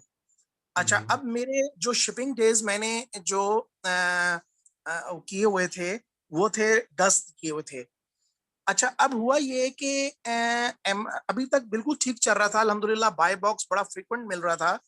लेकिन परसों से ऐसा हुआ कि जो अमेज़न ने मेरे शिपिंग डेज जो हैं वहां जो शो कर रहा है वो 15 डेज कर रहा है। उसकी वजह से अच्छा, जब मुझे ऑर्डर अगर कभी आता है उसमें, अब एक दो ऑर्डर्स आए तो वो ऑर्डर जो है उसके ऊपर वो 10 डेज ही होते हैं। लेकिन लोगों को जो दिख रहा है वो ये अपना देख रहे हैं कि जी मेरे 15 डेज हैं। उसकी वजह से मुझे बाय बॉक्स नहीं मिल रहा। तो पहली तो बात यह है कि मैंने इसको फर्दर एनालाइज किया तो मुझे एक चीज नजर आई कि जो मेरा ऑन टाइम डिलीवरी है वो कम होके 91% आया हुआ है। तो अपेरेंटली ऑन टाइम डिलीवरी के ऊपर जो है वो अमेज़न कोई भी वो एक्शन नहीं लेता एज पर मैंने जो पॉलिसी उसकी रीड की है। क्या मैं ये सही समझ रहा हूँ? इसी वजह से वो ये दिखा रहा है कि मैं इन टाइम डिलीवरी नहीं कर सक रहा। तो that's why this is a reason कि उसने मुझे they are showing 15 days rather than 10 days. वो इसी वजह से दिखा रहा है कि वो उसने देखा कि आप जो डिलीवर कर रहे हैं वो 10 डेज से ऊपर जा रहा है। तो अमेज़न उस हिसाब से आपको उसके एल्गोरिथम ने उस हिसाब से बायर को इन्फॉर्म कर रहा है कि इन्होंने लेट्स से 50 प्रोडक्ट्स बेची हैं अभी तक, इवन दो ये 10 दिन दिखाते हैं लेकिन इनके 12 दिन 13 दिन लग जाते हैं। तो वो उस हिसाब से टेंटेटिव डेज वो बायर को दिखा रहा है। आपकी जब ऑर्डर आता है आपके ऑर्डर पे तो वो आपकी शिपिंग प्लान वाले डेज दिखाता है। तो एब्सोल्युटली वहां पे वो एल्गोरिथम उसको कैलकुलेट करके दिखा रहा है बेस्ड ऑन योर परफॉर्मेंस। अब कोशिश करें कि आप उसको जो ऑन टाइम डिलीवरी वाले जो डेज हैं उसको थोड़ा इम्प्रूव करें, सप्लायर से बात करें, देखें कि आप लोग कैसे उसको इम्प्रूव कर सकते हैं। तो वहां से कोशिश करें कि उसको इम्प्रूवमेंट करने की। अच्छा सर, इसमें मजे की बात यह है कि जब मैंने कहा चले मैं अपने थोड़े डिलीवरी डेज बढ़ा देता हूँ, लेकिन जैसे ही मैं वहां से एक दिन भी बढ़ाता हूँ वो उधर से एक दिन बढ़ा देता है। तो ये नहीं कि वो उसको अगर उसने 5 दिन किए हुए हैं तो 5 पे रहने देता है, वो उसको वहां से बढ़ा देता है। हाँ, वो बेसिकली वो सारा एल्गोरिथम है ना, तो वो आपको जैसे वो आपकी जो डिलीवरी डेज है उसको बेस लेता है और प्लस वो करता है जो उन्होंने एवरेज एस्टिमेट किया है एक्स्ट्रा। जैसे आपके डिलीवरी डेज बढ़ जाते हैं तो आपकी बेस बढ़ जाती है कैलकुलेशन में, तो वो प्लस जो कर रहा है वो एज इट इज रह रहा है। अच्छा सर, कौन सा बेस्ट टूल है जो मेरा ब्रांड है, इसके कुछ 10,000 आइटम्स हैं इसके पास। तो उसको भी उसका जो स्टॉक है वो उसको भी कर ले, रीड कर ले और फिर वो अमेज़न पे जाके मेरा जो आर्टिकल्स हैं उनको जीरो कर दे। वहां कौन सा बेस्ट टूल है अभी तक आपकी नजर में? आप ये कहना चाह रहे हैं कि आप उसको कनेक्ट करें और वो देखता रहे कि लेट्स से एफबीएम के लिए जहां पे सप्लायर का स्टॉक जीरो हो गया है तो आपके स्टॉक को भी जीरो कर दे, और जहां पे उसका स्टॉक बढ़ गया है तो आपके स्टॉक को भी बढ़ा दे। राइट? जी सर, जी सर। एक ऐसा टूल था मेरे माइंड में, अभी है नहीं। मैं अगर आप मुझे मैसेज ड्रॉप कर देंगे तो मैं उसको देख के आपको बता दूंगा। एक है ऐसा टूल, या किसी को अगर याद है तो वो चैट पे बता दे, वरना मैं देख के बता दूंगा। जो एफबीएम सेलर्स के लिए है, बेसिकली आप उसको कनेक्ट करते हो। लेकिन आपका ये सेलर आई होप वॉलमार्ट और ये नहीं है, क्योंकि नहीं सर, इट्स अ ब्रांड। अल्हम्दुलिल्लाह, it's a furniture brand and one of a good brand. अभी मैंने इसकी सिर्फ जो है ना 100 आर्टिकल लिस्ट किया हुआ है और अल्लाह का शुक्र है अल्हम्दुलिल्लाह I am getting very good sales. Even Amazon is there, 14 other sellers are there, but even Amazon होता ही है कि बीच में जाता है, तो अल्हम्दुलिल्लाह वो आई गॉट सेल। और मेरा इतना अच्छा हो गया बल्कि मेरी कई लिस्टिंग के ऊपर Amazon ने खुद डिस्काउंट्स भी ऑफर किए हैं। मेरी प्राइस मुझे पूरा पे किया है और $20 कस्टमर्स को किए हैं। लेकिन अभी ये जो एल्गोरिथम की वजह से कि मेरा वो शिपिंग डेज की वजह से for last 2 days I am facing this issue. और इंशाल्लाह अगर अब मैंने सिर्फ 100 आइटम उसके लगाए हैं, और मैं इतनी अच्छी सेल ले रहा हूँ, अगर मैं ये सोच रहा था मैं उसकी कम से कम 1000 आइटम लगाऊं, लेकिन या तो मुझे फिर बंदे बहुत बिठाने पड़ेंगे जो बार बार उसको देखें, और या फिर कोई ऐसा ऑटोमेटिक टूल हो कि वो वहां से तो उसने मुझे दे दिया है, जो दिन में 2 दफा स्टॉक अपडेट की उसने मुझे एक भेज दिया है, वो ऑटोमेटिकली अपडेट होता रहता है, लेकिन वो मैंने यहाँ भी तो अपडेट करना है ना उसको। क्या भेज दिया? एपीआई है क्या है आपको दिया? सर आपकी आवाज बहुत आहिस्ता हो गई है, सॉरी। अच्छा, उसने जो आपको दिया है वो क्या है? एपीआई दी है उसने, क्या दिया आपको? सर मुझे अभी उसने ना ड्रॉप बॉक्स का एक लिंक दिया है, जब मैं ड्रॉप बॉक्स के लिंक को खोलता हूँ तो वो जो है वो अपडेट हुआ होता है, यानी दिन में 2-3 दफा। जी ओके, ठीक है, उसमें वो एक्सेल फाइल रख देता है अपडेटेड स्टॉक के साथ। जी जी जी जी जी एब्सोल्युटली एक्सेल फाइल है सर। ठीक है, चलें, ठीक है, मैं इसको देखता हूँ थोड़ा, मैं इसको एक्सप्लोर करता हूँ। मुझे क्योंकि बहुत पहले इस चीज को मैंने देखा था, तो मुझे याद है कहीं ना कहीं होगा वो टूल का नाम। आप मुझे अगर ड्रॉप कर दें प्लीज मैसेज, तो मैं देख के मैं इसी की चैट में सर आपको अब मैसेज भेज देता हूँ। नहीं, इस चैट में नहीं, ये तो एंड होगा तो खत्म हो जाएगा। आप मुझे प्लीज फेसबुक पे मैसेज कर दें। अच्छा सिकंदर भाई, मैं आपको भेजता हूँ फेसबुक पे इंशाल्लाह। अच्छा सिकंदर भाई, मैंने ना अपना एक मेरा आइटम जो था ना, वो मैं सैम से मैंने किया, वहां स्टॉक आउट हो गया, तो मैंने अमेज़न का ही एक सेलर जो बेच रहा था उसको ऑर्डर कर दिया। अब मेरे पास ट्रैकिंग जो है, ट्रैकिंग मैं क्या वो अमेज़न वाली यूज कर सकता हूँ, या मेरे पास एक किसी फर्नीचर ब्रांड की एक इजाफी ट्रैकिंग पड़ी हुई है, मैं वो लगा दूं? आप समझ रहे हैं मेरा क्वेश्चन? मैं समझ रहा हूँ, लेकिन इसमें देखें अमेज़न की तो नहीं रेकमेंड करूंगा मैं, और जो एक इजाफी ट्रैकिंग आपके पास पड़ी है, अभी ये थोड़ा सा एक ऐसा मसला है कि इस पे मैं आपको कुछ सजेस्ट नहीं कर सकता यहाँ पे, क्योंकि ये थोड़ा सा एक आउट मामला है। तो इसमें मैं अगर सजेस्ट करूंगा, वो भी एक जुगाड़ ही होगी, वो चली ना चली तो उसमें कुछ मसला हो सकता है। तो अच्छा सिकंदर भाई, मैंने ना 2 FBA की लिस्टिंग भी की थी, वो दोनों जो है ना 1 महीना रही, 1 महीने के बाद वो स्ट्रैंडेड हो गई। अब I want to find out the reason why they are stranded and why they are deleted by Amazon. मुझे वो रीजन नहीं समझ आ रही, सिर्फ 1 महीने में वो क्यों हो गई। मैंने ब्रांड से वैसे पूछ के नहीं भेजी थी, मुझे किसी ने कहा कि तुम टारगेट से खरीद के भेज दो, ये इस तरह होता है, वो जब उसके पास चली जाएगी, खैर है ये करते हैं, टारगेट की इनवॉइस भी आ जाएगी, वो मानेगा। खैर 1 महीना कुछ भी नहीं हुआ, 1 महीने बाद मुझे वो सिर्फ 5-5 पीस भेजे मैंने, 5 पीस एक के, 2 पीस एक के।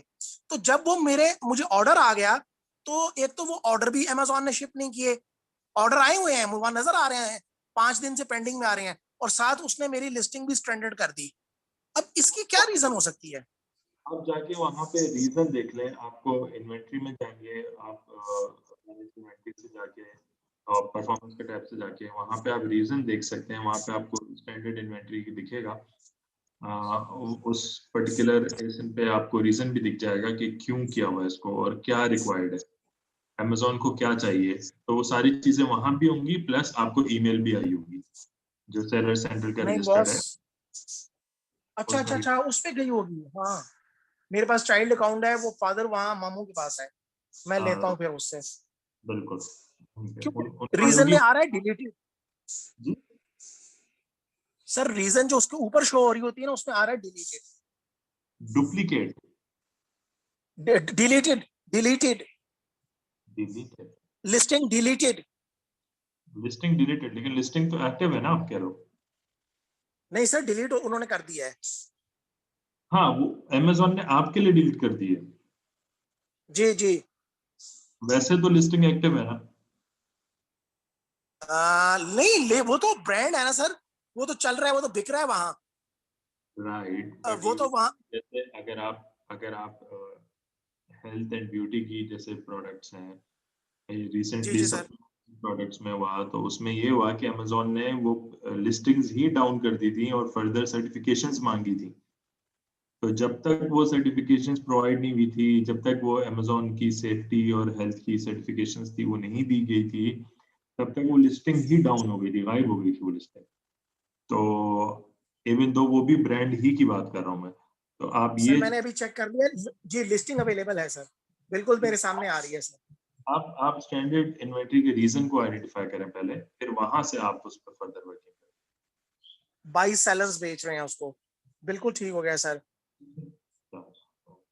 अच्छा सर, अभी एक बीच में क्वेश्चन आया था, किसी ने आपसे पूछा था कि ज्यादा मैं स्टॉक शेयर करूं तो बाय बॉक्स आता है नहीं आता। मैंने वैसे ये एक्सपीरियंस किया है FBM में, अगर आपके सेलर के पास, आपका होलसेल, अगर आपके पास ब्रांड के पास फॉर एग्जांपल उसके पास 1000 पीस पड़ा है, जब मैं लगाता हूँ ना 10 पीस वहां, तो वो फिर बाय बॉक्स कम मिलता है। अगर मैं वहां लगा दूं ना 200, तो फिर बाय बॉक्स की मुझे फ्रीक्वेंसी ज्यादा बढ़ जाती है। देखिए Amazon हमेशा कस्टमर को प्रेफरेंस देता है, उसका कस्टमर आए खाली हाथ ना जाए। आपके पास आइटम ही गिनती के होंगे तो चांसेस है कि उसको खाली हाथ जाना पड़ेगा। तो इस वजह से वो आपको तब देगा बाय बॉक्स जब जिनके पास स्टॉक था वो स्टॉक आउट हो गए हैं, या उनको दिन में लेट से 20 घंटे मिल रहा है तो आपको या आपके जैसे सेलर्स को 1 ही घंटा मिलेगा। तो ये रीजन होते हैं, क्योंकि वो कस्टमर को सोचता है, कस्टमर के पर्सपेक्टिव से देखता है Amazon। अच्छा सर, अब मेरे ब्रांड में जो है 14 और सेलर सेल कर रहे हैं, क्या अगर मैं इस पे कोई PPC चलाऊं तो मुझे एज अ सेलर फायदा होगा कोई या नहीं? देखिए आप PPC चलाएंगे, आपको चार्ज तभी होगी जब आपको बाय बॉक्स मिलेगा। अच्छा अच्छा अच्छा अच्छा अच्छा अच्छा, तो फिर इसका मतलब मुझे चलानी चाहिए? जी बिल्कुल, आप चलाएं। Okay okay, very nice.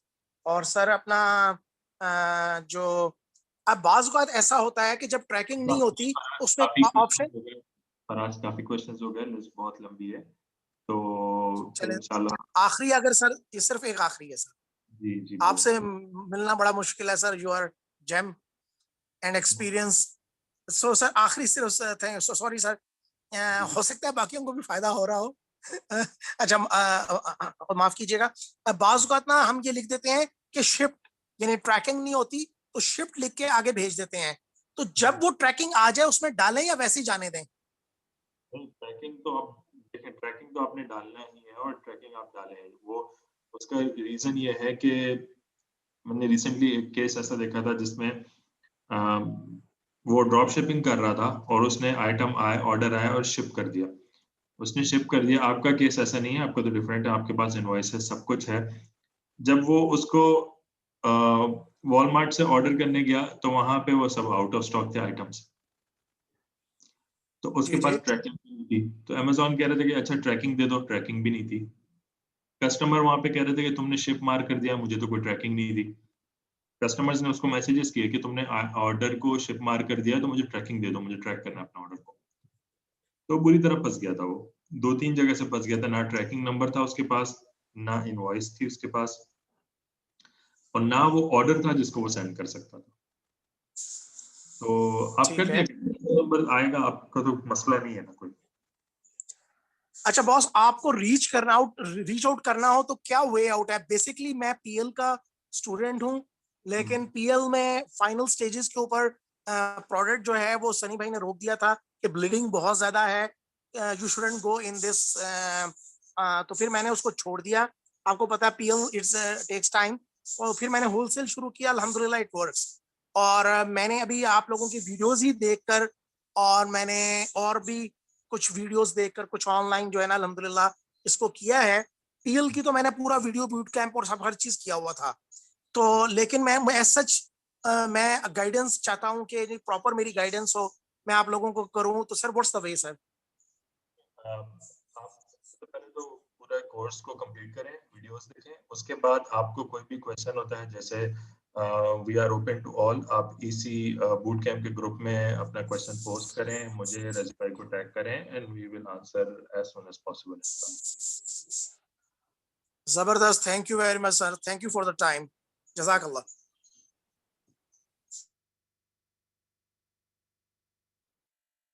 Shahryar Mohsin. अस्सलाम वालेकुम सर। वालेकुम अस्सलाम। सर मेरा क्वेश्चन ये था कि जैसे अब हमारा ना यूके लिमिटेड है और अकाउंट चल रहा है, तो हमारे ना एक अंकल हैं, उनका उधर यूके में ना इलेक्ट्रॉनिक्स से रिलेटेड स्टोर है। तो अगर ब्रांड्स को हम ये शो कर सकते हैं कि हमारा फिजिकल स्टोर है। हाँ, आप शो कर सकते हैं, लोग यही करते हैं अक्सर। लोग ऐसे उसमें ही वो ब्रांड सर कोई वेरिफिकेशन तो नहीं करता कि ये फिजिकली आपका मतलब कि इसी नीश से रिलेटेड स्टोर है भी या नहीं है? डिपेंड करता है, कुछ लोग कर लेते हैं, कुछ अपने रिप्रेजेंटेटिव्स को भेज देते हैं वहाँ पे, वो आके देख लेते हैं। लेकिन आपके जो रिलेटिव हैं, आप उनको बता दें कि कल को कोई ऐसा आता है तो बस वो आप बोल दे कि जी हाँ, हम लोग सेम ही है, हमारी ये ओनरशिप सेम है, या फिर वो कंपनी भी हमारी है, वो ऑनलाइन को देखती है, हम ऑफलाइन को देखते हैं, ऐसे करके बस बात कर ले। मसला तब आता है जब आपने ऐसी गूगल पे देखा एक स्टोर और उसका एड्रेस दे दिया, जी ये हमारा स्टोर है, उसमें मसला आ जाता है। क्योंकि अक्सर ब्रांड कहते हैं कि अच्छा मैं डिलीवर स्टोर पे करूंगा, फिर आप क्या करेंगे? जी, बिल्कुल तो ठीक हो गया। तो सेकंड ये था कि अब कोई ऐसी लिस्टिंग है जिसपे सारे सेलर एफबीएम बैठे हुए हैं और उनको बाय बॉक्स में मिल रहा है, लेकिन हम फाइंड आउट करते हैं कि इसकी प्रोडक्ट मतलब कि साइज भी कम है, वेट भी कम है, और हम उसको एफबीए कर सकते हैं। तो अगर हम उस एफबीएम सेलर से अगर 1 पाउंड या 1.5 पाउंड ज्यादा में भी एफबीए करते हैं तो हमें बाय बॉक्स मिलेगा या हमें उसी प्राइस पे बाय बॉक्स मिलेगा जो पहले से एफबीएम को मिल रहा है? तो आप बिल्कुल आप ट्राई करें, आप ऐसा करें, अगर वो लेट्स से 5 पाउंड की सेल कर रहे हैं तो आप 6 से लिस्ट करें, 6.5 से 650 से उसको लिस्ट करें और ट्राई करें। नहीं होता तो आप स्लोली उसको रिड्यूस कर लें। लेकिन ऐसा नहीं है कि, ऐसा मत समझिएगा कि आपने आज लिस्ट किया और आज ही आपको ऑर्डर्स आना शुरू हो गए, क्योंकि कुछ लिस्टिंग्स पे अमेज़न टाइम लेता है आपको एज अ सेलर उस पे रिकॉग्नाइज करने के लिए। कुछ पे आपको फौरन आप लिस्ट करते हो और थोड़ी देर बाद ऑर्डर्स आना शुरू हो जाते हैं। तो आप थोड़ा वेट करेंगे। ऐसे नहीं है कि आपने एक दिन वेट किया और ऑर्डर नहीं आ रहा है और आपने प्राइस कम करना शुरू कर दी। आप 1, 2 दिन, 3 दिन वेट करेंगे, देखेंगे उसको। ठीक हो सर। एक चीज और ये पूछनी थी कि एक जगह मैं पढ़ रहा था कि कोई स्पेसिफिक लिमिट है इन्वेंट्री की, अगर हम उससे ज्यादा बेचते हैं तो अमेज़न हमें फर्स्ट मंथ इन्वेंट्री की स्टोरेज चार्ज नहीं करता। कोई ऐसी चीज है? फर्स्ट मंथ इन्वेंट्री की स्टोरेज चार्ज नहीं करता। अगर वो आप न्यू एफबीए सेलर होते हो तो उसमें आपको एक अलाउ करता है अमेज़न, और specific limit, I am not sure about specific limit. लेकिन जब आप न्यू एफबीए सेलर होते हो तो उस वक्त अमेज़न आपको अलाउ करता है कि आप इतने इतने दिन तक आपको चार्ज नहीं करेंगे हम लोग। ठीक है, थैंक यू सर। एक सर लास्ट क्वेश्चन ये वो जो मुझसे पहले भाई क्वेश्चन पूछ रहे थे उसी में आप बता रहे थे कि हम पीपीसी रन कर सकते हैं, लेकिन हमारी जो अमाउंट डिडक्ट होगी या अमेज़न हमें चार्ज तब करेगा जब हमारे पास बाय बॉक्स होगा। बिल्कुल ऐसे ही है सर? बिल्कुल। उससे पहले अगर हम पीपीसी मतलब कि अगर पूरा मंथ चार्ज कर रहे रन कर रहे हैं, हमें बाय बॉक्स अगर 15 दिन मिलता है तो वो सिर्फ 15 दिन का चार्ज करेगा, 15 दिन का चार्ज हमें नहीं करेगा। बिल्कुल। ऐसा है? अमेज़न दिन का नहीं चार्ज करता है, अमेज़न क्लिक्स का चार्ज करता है। जी। जब आपकी पीपीसी पे क्लिक्स आएंगे, आपकी पीपीसी तब रन होगी जब आपको बाय बॉक्स मिलेगा। अगर मैं $100 का आइटम कर दूं और बाय बॉक्स $50 वाले के पास है और मैं पीपीसी चलाना शुरू कर दूं ये सोच करके, या चलो मैं $2 की बिड की जगह $5 अमेज़न को दे दूंगा और अमेज़न मेरा $100 वाला पीपीसी चला देगा, तो मुझे ऑर्डर आना शुरू हो जाएंगे, तो ऐसा नहीं होगा। तो आपको बाय बॉक्स मिलना चाहिए। जब आपको बाय बॉक्स मिलेगा तब आपका पीपीसी चलेगा। जब आप वो फिर आप सेल बढ़ा सकते हो। वो सेल कैसे बढ़ाओगे?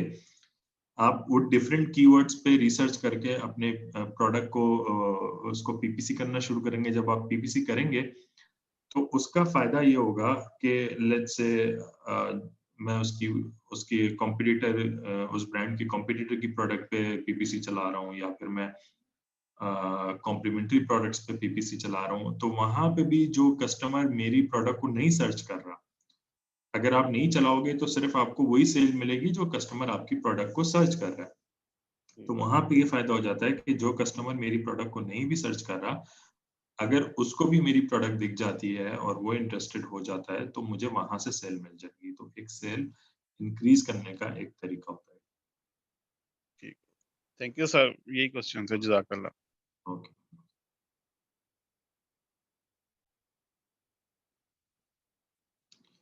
बिलाल खालिद।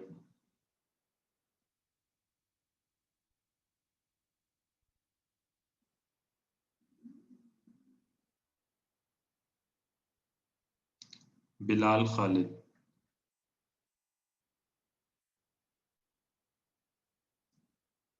अच्छा, गुल मुश्ताक,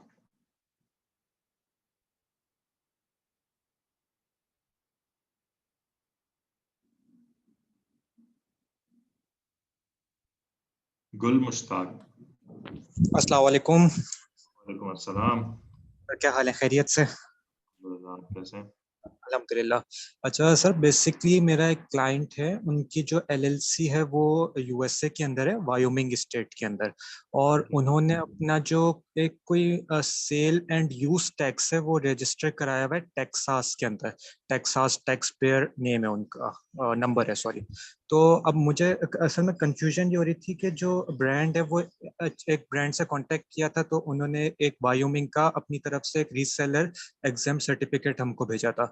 तो और मैंने वीडियोस में देखा था कि वायोमिंग की आप रेवेन्यू की वेबसाइट पे जाएं, वहां से भी रीसेल सर्टिफिकेट मिलता है, वो वाला भी डाउनलोड कर ले। तो वो थोड़ा है तो एक ही चीज, लेकिन दोनों डिफरेंट है फॉर्मेट ना। वेबसाइट पे डिफरेंट फॉर्मेट है, जो ब्रांड ने भेजा है वो थोड़ा सा डिफरेंट फॉर्मेट है। चीज एक ही है कि वो भी एग्जाम सर्टिफिकेट है, ब्रांड का भी। अच्छा, मुझे कंफ्यूजन ये हो रही थी कि अब इनका जैसे एक तो टेक्सास टैक्स पेयर नंबर है इनके पास, EIN भी है, तो अब रीसेल नंबर सर कौन सा होगा, रीसेल सर्टिफिकेट इसमें से कौन सा होगा?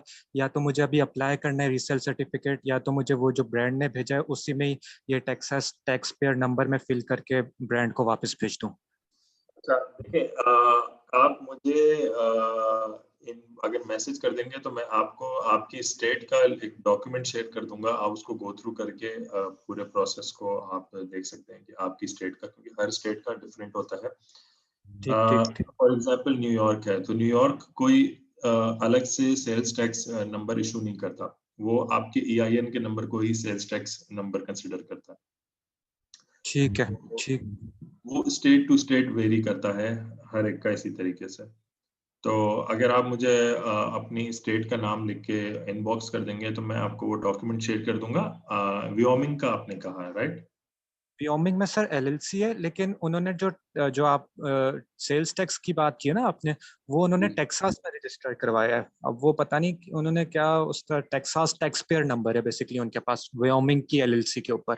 अच्छा, मतलब वो भी पॉसिबल होता है। अगर आप वो VBC में मेरी वीडियो देखेंगे, सेल्स टैक्स की एक वीडियो सीरीज है हमारी, जिसमें आई थिंक सेकंड वीडियो है मेरी, जिसमें मैंने आइडेंटिफाई बताया है कि क्या आप अगर लेट्स से आप फ्लोरिडा में रजिस्टर्ड हो तो क्या आप न्यूयॉर्क में भी करा सकते हो, टेक्सास में भी करा सकते हो, क्या रीजंस हैं, क्या कंडीशंस हैं, किन की बेस पे आप करा सकते हो। तो वो सारा भी पॉसिबल है। तो आप वहां से थोड़ी देख के अंडरस्टैंडिंग ले लें, और बाकी मैं आपको आपकी स्टेट की वो लिस्ट, सॉरी, डॉक्यूमेंट शेयर कर दूंगा, तो आप वहां से देख लें बाकी। ठीक हो गया सर। अच्छा सर, बस एक और थोड़ी सी क्लैरिफिकेशन कि जो ब्रांड ने हमको भेजा है एक सर्टिफिकेट जो हमें फिल करके वापस ब्रांड को भेजना होता है, उसमें भी एक वो sale and use tax number मांग रहे होते हैं उस सर्टिफिकेट के अंदर। तो वो बेसिकली यही चीज होती है, टेक्सास टैक्स पेयर नंबर, जो कि उन्होंने टेक्सास में बेसिकली सेल्स टैक्स रजिस्टर करवाया अपना, वही नंबर होगा सर? वही नंबर होता है। EIN तो नहीं हम डालेंगे ना सर उसमें? नहीं। ठीक है, ठीक है sir, thank you so much. मैं आपको फेसबुक पे फिर मैसेज करता हूँ। जज़ाकल्लाह।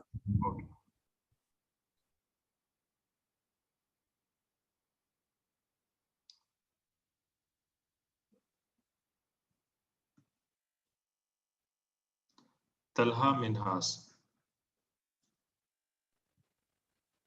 अस्सलाम वालेकुम सर। वालेकुम अस्सलाम। सर मेरा दो बेसिक से क्वेश्चन है। एक तो क्वेश्चन ये है कि मैंने ना यूएस और यूके दोनों में होलसेल स्टार्ट किया था। तो ब्रांड हंटिंग के दौरान यूएस में तो इजीली ब्रांड भी मिल रहे थे, प्रोडक्ट भी मिल रही थी, और कुछ ब्रांड्स के अप्रूवल मिले, और मतलब प्रोडक्ट भी सही सेल हो रही है, कुछ ब्रेक इवन पे हैं और कुछ प्रॉफिट।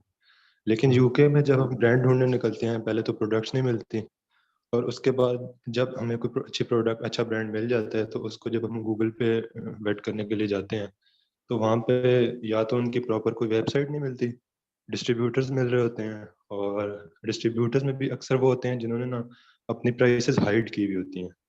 तो उस केस में हम अपनी प्रोडक्ट की वायबिलिटी किस तरह चेक करेंगे?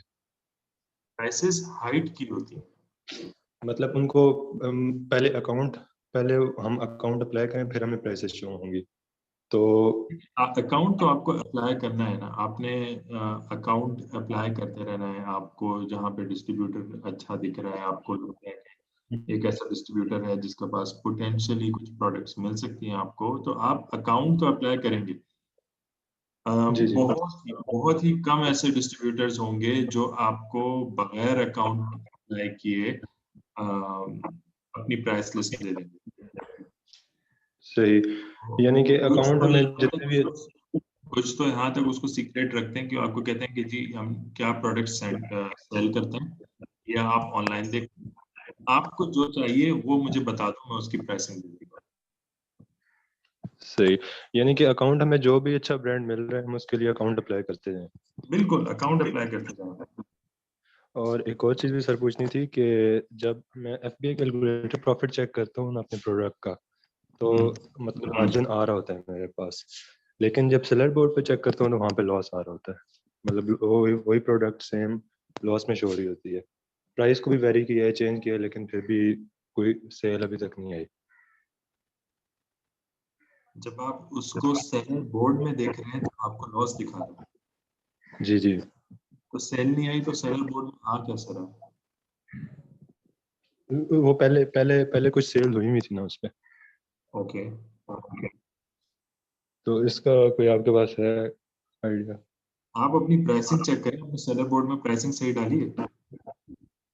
हाँ, वो मैंने क्रॉस चेक किया है, वो सही डली हुई है। और FBA फीस जो सेलर बोर्ड दिखा रहा है, Amazon की भी FBA सेम है? जी सेम है, वो सब कुछ सेम है।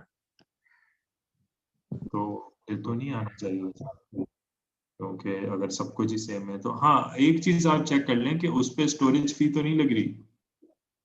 आप इंडिविजुअल आइटम को देख रहे हैं, और जब आप फी कैलकुलेट करते हैं तो आप इंडिविजुअल आइटम की कैलकुलेट करते हैं। सेलर बोर्ड जो दिखा रहा है वो आपको मंथली उस आइटम की पोजीशन दिखा रहा होगा, शायद आप वही देख रहे होंगे। तो उसमें Amazon की फीस में जाएं और वहां देखिए कोई स्टोरेज फीस लग रही है, क्योंकि आपकी अगर आइटम सेल नहीं हो रही Amazon ने फीस भी लगाई होगी। तो चल सही है, मैं चेक करता हूँ। वो चेक करें आप। और दोबारा कोई क्वेरी हुई तो मैं आपको फेसबुक पे रीच आउट कर लूंगा। जी बिल्कुल। Okay, thank you sir.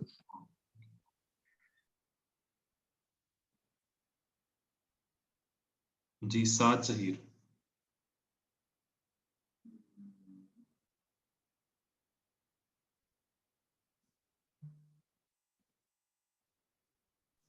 Sir मेरे दो क्वेश्चन है। एक क्वेश्चन तो थोड़ी देर पहले डिस्कस हुआ है कि गूगल पे जब ब्रांड को सर्च किया जाता है तो उसकी प्राइसेस जो है ना वो हाइड होती हैं। उसका आंसर मुझे मिल गया। दूसरी बात ये कि मैंने कुछ ब्रांड हंट किए हैं अपने तौर पे, तो अब उसके लिए मैं क्लाइंट की तलाश में हूँ। तो ये जो फेसबुक पे हमारे ग्रुप बने हुए हैं, boot camp group, extreme commerce, इनके अलावा भी मुझे किसी प्लेटफॉर्म पे जाके मैं सर्च करूँ, या मुझे एक्सट्रीम कॉमर्स टीम से मुझे इसकी कोई हेल्प मिल सकती है? देखिए अक्सर लोग पोस्ट कर रहे होते हैं BC ग्रुप में कि मुझे होलसेल के लिए चाहिए। तो अगर आपने हंट किए हुए ऑलरेडी तो आप उन लोगों को अप्रोच कर लें। और आपने हंट किए से क्या मुराद है? क्या आपने उनके साथ अकाउंट्स ओपन कर लिए हैं, आपने कम्युनिकेशन की है, या आपने जस्ट उनको? नहीं सर, कम्युनिकेशन की है, कुछ प्रोडक्ट्स तलाश करके उनके जो ब्रांड जो है, जो वेबसाइट है, उनसे बात भी की है। वेबसाइट पे जो उनकी जो सपोर्ट टीम होती है, तो ये काम मैंने कर लिया है। लेकिन मेरा क्वेश्चन ये था कि बहुत ज़्यादा पोस्ट इस तरह की मिलती नहीं है कि होलसेल के लिए मुझे एक ब्रांड चाहिए या मुझे कोई होलसेल प्रोडक्ट चाहिए। इस तरह की पोस्ट बहुत कम आती है ग्रुप में। मैं तो मैं तो काफी देखता हूँ। आप BC ग्रुप में हैं? जी सर, रिसेंटली 1 मंथ हुआ है मुझे ज्वाइन किए हुए। हाँ, तो आप थोड़ा उसको ग्रुप को सर्च करें, आपको काफी पोस्ट मिल जाएंगी। इनफैक्ट आप यहाँ पे इस वक्त सुन रहे हैं जितने पार्टिसिपेंट्स हैं, इसमें से काफी आपको अप्रोच करेंगे। जी। कोई points चाहिए होते हैं तो वो तो अच्छा है, अगर आपको काफी क्लाइंट्स मिल जाएंगे इस तरह। जी सर, इस अभी ये जो चैट साइन में भी कुछ मैसेजेस देखे हैं मैंने, तो मैं इन्हें भी अप्रोच करता हूँ। और ग्रुप में भी मैं देखता हूँ। Thank you sir.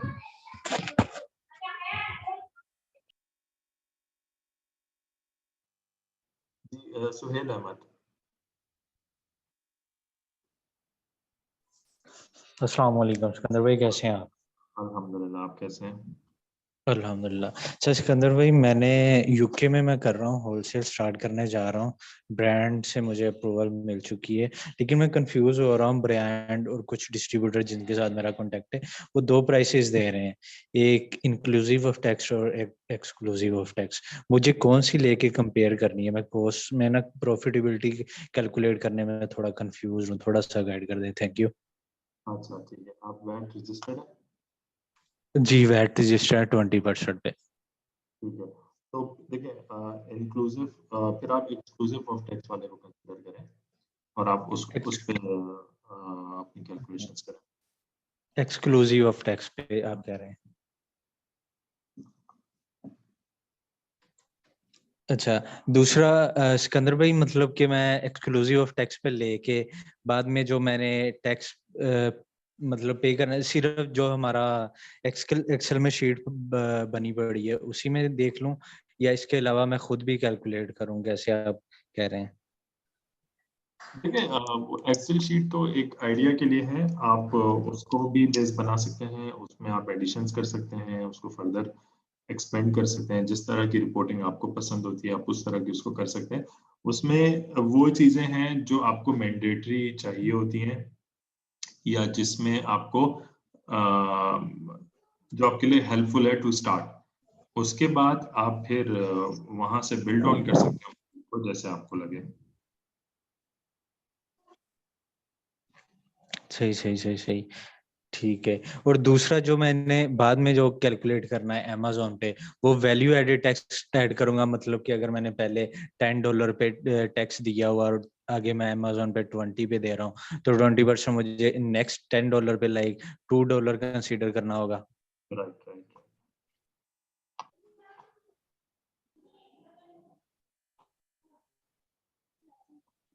आवाज आई आपको मेरी?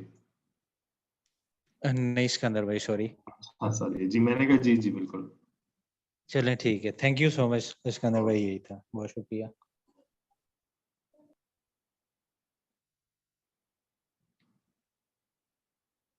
अफान अजीज। अस्सलाम वालेकुम सर, कैसे हैं आप? वालेकुम अस्सलाम। जी सर, मेरा जनरल सा सवाल है कि अमेज़न होलसेल की फ्रीलांसिंग सर्विसेज को हम एज अ माइक्रो एजेंसी में किस तरह मैनेज कर सकते हैं? अपने टीम मेंबर्स को सॉरी किस किन तरह? सर्विसेज को? सॉरी किन सर्विसेज को? थोड़ा जोर से बोलो। अमेज़न होलसेल में फ्रीलांसिंग सर्विसेज को, ओके। तो उसको माइक्रो एजेंसी में टीम्स के साथ कैसे हम मैनेज करके रह सकते हैं? हमारे लिए क्या सक्सेसफुल टिप्स होंगे आपके कैसे पास? मैनेज कर सकते हैं से मुराद की क्या सर्विसेज दे सकते हैं?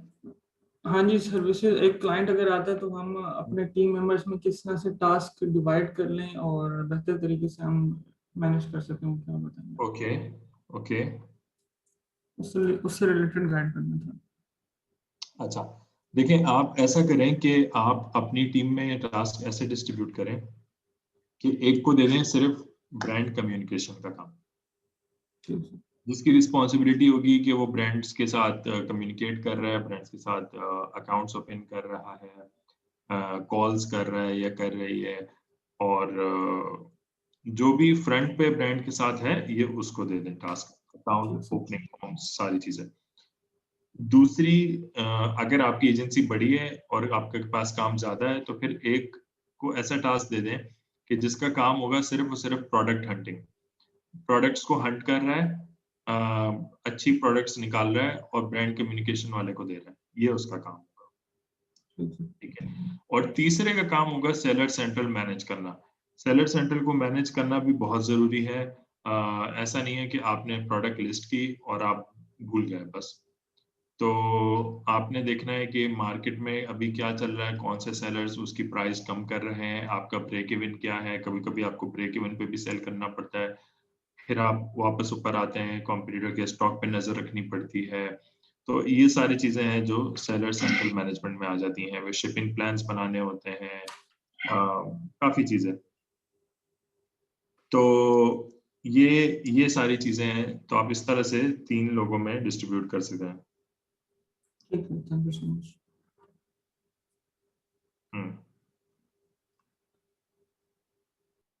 ठीक है, बिलाल खालिद।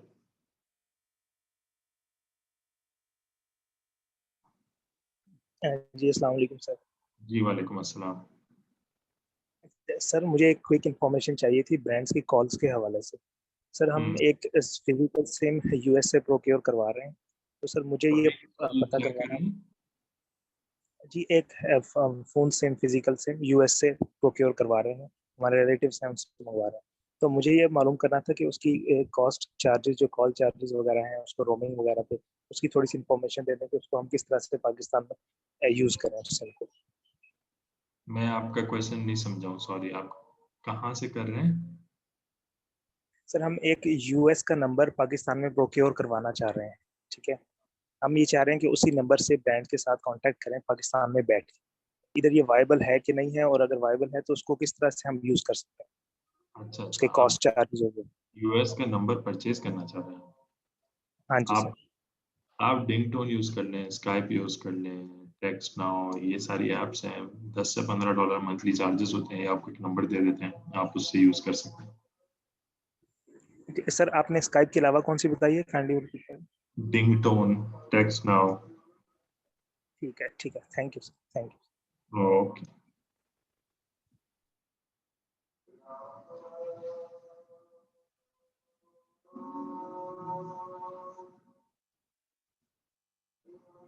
जी 1 मिनट, अजान हो रही है, एंड हो जाए मैं करता हूँ अनम्यूट।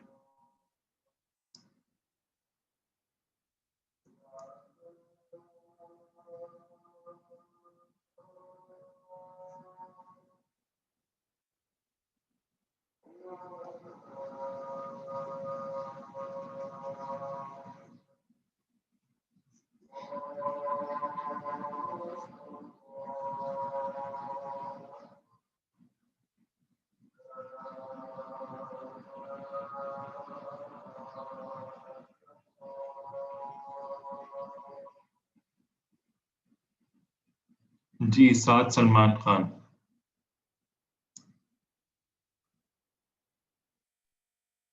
अस्सलाम वालेकुम सर। सलाम। अच्छा सर, मैंने होलसेल अभी एज अ न्यू भी स्टार्ट किया है ना, तो सर मुझे ये कंफ्यूजन हो रही है कि वो एलएलसी वगैरह, वेबसाइट वगैरह वो बंदा अरेंज करके ब्रांड्स के साथ वो अप्रूवल के लिए अप्लाई कर देता है ना। तो सर आवाज आ रही है? जी जी। तो सर वो उनके जब हम अप्लाई कर लें तो एक एक वेबसाइट पे हम उनसे एक ही दफा अप्रूवल ले सकते हैं, या मुख्तलिफ वो ब्रांड्स के साथ हम ले सकते हैं एक ही वेबसाइट से? एक ब्रांड से तो एक ही दफा आप अप्रूवल लेंगे ना। आप एक ही ब्रांड से एक दफा अकाउंट बन गया तो उसके साथ तो दोबारा अप्रूवल नहीं लेंगे आप। नहीं नहीं एक ही वेबसाइट से मुख्तलिफ ब्रांड्स की बात कर रहा हूँ सर मैं। हाँ, वो एक वेबसाइट से आप सबको अप्रोच करेंगे। अच्छा, और वो सर हमने पहले पहले हमने प्रोडक्ट वो हंट करना होता है, या पहले हमने डायरेक्ट ब्रांड के साथ वो अप्रूवल वगैरह लेनी होती है, उसके बाद हमने प्रोडक्ट वगैरह अपने लिए सर्च करना होता है ब्रांड में? पहले आपको बीबीसी की वीडियोस देखनी होती हैं।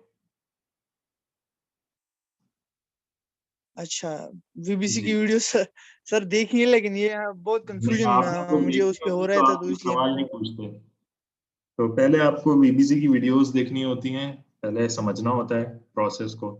आप प्रोसेस को समझेंगे नहीं, आप कैसे उसको कर पाएंगे? तो आप पहले उस प्रोसेस को समझेंगे, अच्छा आप पहले चीजों को समझेंगे, फिर आप इन नहीं चीजों सर, बीबीसी मैंने एक्सप्लोर किया है ये होलसेल, लेकिन मुझे समझ नहीं आ रही है, पता नहीं क्या हो रहा है, लेकिन वो मुझे समझ नहीं आ रही, इसलिए मैं समझा मैं यहाँ पूछ लूँ। तो क्या समझ नहीं आ रही उसमें आपको?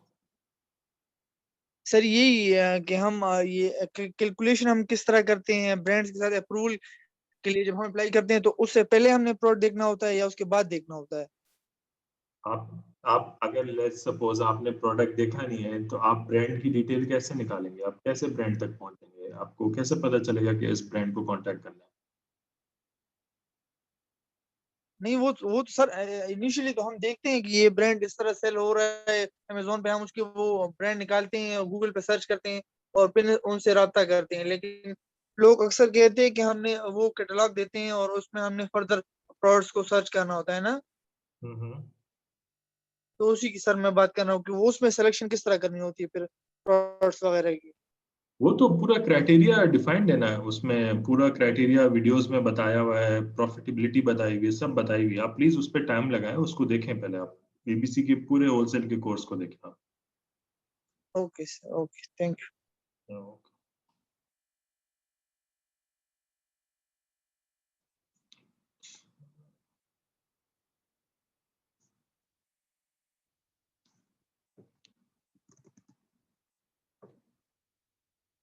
जी अम्मार मुर्तजा। अस्सलाम वालेकुम सर, कैसे हैं? ठीक हैं? अल्हम्दुलिल्लाह। सर मेरे एक दो सवाल हैं। एक तो मैंने ये पूछना था कि जो है हमें होलसेलर का और रिटेल वाले का कैसे पता चलेगा कि ये होलसेलर है और या ये शॉप वाला है कोई? शॉप वाला है मतलब रिटेल में दे रहे हैं या होलसेलर हैं ये लोग जिनसे हमने अकाउंट लेना है? नहीं, रिटेल वाले देखें, आप जब एक होलसेलर को सर्च करते हैं तो होलसेलर का बिजनेस मॉडल ही अलग होता है, वो होलसेलर होता है। वो आपको ऐसे नहीं है कि आप पाकिस्तान में जिस तरह से दुकानों में आप गए, मार्केट्स में दुकानें हैं, वो होलसेलर एंड रिटेलर लिखा होता है उन्होंने, आप वहां जाओ आपको 1 पीस भी दे देते हैं, 1000 पीस भी दे देते हैं। ऐसा नहीं है, वो वहां पे क्योंकि वो बिजनेस लाइसेंस पे टाइप होता है, तो आप होलसेलर हो रिटेलर हो वो टाइप आप वहां पे मेंशन कर दो, आप उस हिसाब से फिर अपनी बिजनेस एक्टिविटी को कैरी ऑन कर दो। तो आप इस वजह से आपको वहां पे जब आप होलसेलर लिखोगे तो आप उनकी वेबसाइट पे जाके चेक करोगे अबाउट अस, इस तरह से आपको पता चल जाएगा वो होलसेलर हैं या नहीं है। रिटेलर होंगे तो वो आपको बता देंगे कि जी हम लोग रिटेलर हैं, आप उनसे कम्युनिकेट करोगे हमें होलसेल प्राइसेस चाहिए। अच्छा ठीक सर, दूसरा सवाल ये था कि मैं सर राजी की वीडियो देख रहा था, उसमें अमेजोन एनालाइजर में हम कंपटीटर की मार्केट आईडी डालते हैं या सेलर आईडी डालते हैं? सेलर आईडी वहां पे आ रही होती है, आप वो डालेंगे। ठीक है सर, थैंक यू।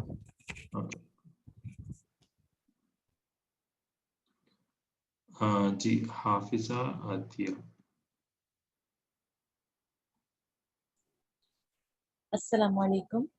वालेकुम अस्सलाम। जी सर, मुझे आपसे ये पूछना था कि जब अगर हमें फॉर एग्जांपल हम ब्रांड के पास नहीं जा रहे हैं और हमें किसी डिस्ट्रीब्यूटर से प्रोडक्ट फाइंड आउट कर लिया और हमारा प्रॉफिट मार्जिन भी बन रहा है, तो क्या हमें उनको ईमेल वगैरह करनी है जस्ट परचेज करके हम उसको फर्दर प्रोसीड कर सकते हैं? ये तो आपने सेशन लेट ज्वाइन किया है क्या? ये तो स्टार्ट में हमने 2-3 दफा डिस्कस किया इस चीज को। जी सर, सॉरी मैं लेट ज्वाइन किया। चले कोई मसला नहीं है। ये देखें, आपको वो कुछ कंडीशंस हैं, आप ये देखें कि आपका जो सेलर जिस लिस्टिंग पे आप मीटू करना चाह रहे हैं कि उस पे क्या 8-10 सेलर्स हैं। अगर हैं तो ठीक है, आप फिर वहाँ पे रिस्क ले सकते हैं कि आप जस्ट बगैर ब्रांड को इन्फॉर्म किए आप सेल कर दें। आइडियल और रिकमेंडेड तो हमेशा यही है कि आप ब्रांड को इन्फॉर्म करें और उनसे बात करें और कोशिश करें कि आप उन्हीं से लें डायरेक्ट। और अगर आप नहीं लेना चाहते तो आप फिर इस तरह से करें कि आप होलसेलर से परचेज कर सकते हैं, लेकिन आपको थोड़ा ड्यू डिलिजेंस करना होगा कि ऐसा तो नहीं है कि उस पे उस लिस्टिंग पे सिर्फ ऑथराइज सेलर्स बैठे हुए हैं, लिमिटेड सेलर्स बैठे हुए हैं। ऐसा तो नहीं है कि एकदम से एफबीएस सेलर्स आते हैं और गायब हो जाते हैं, तो उसका मतलब है वो आईपी कंप्लेंट करता है। तो ये सारी चीजें हैं जो आप अपना फिर ड्यू डिलिजेंस करेंगी और फिर आप उसको मीटू करेंगे। चलें, ठीक है sir, thank you so much. Okay.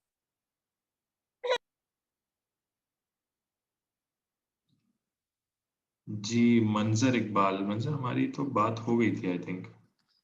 जी अस्सलाम वालेकुम सर, एक छोटा सा क्वेश्चन था मेरा, काफ़ी टाइम से वेट कर रहा हूँ मैं। जी जी।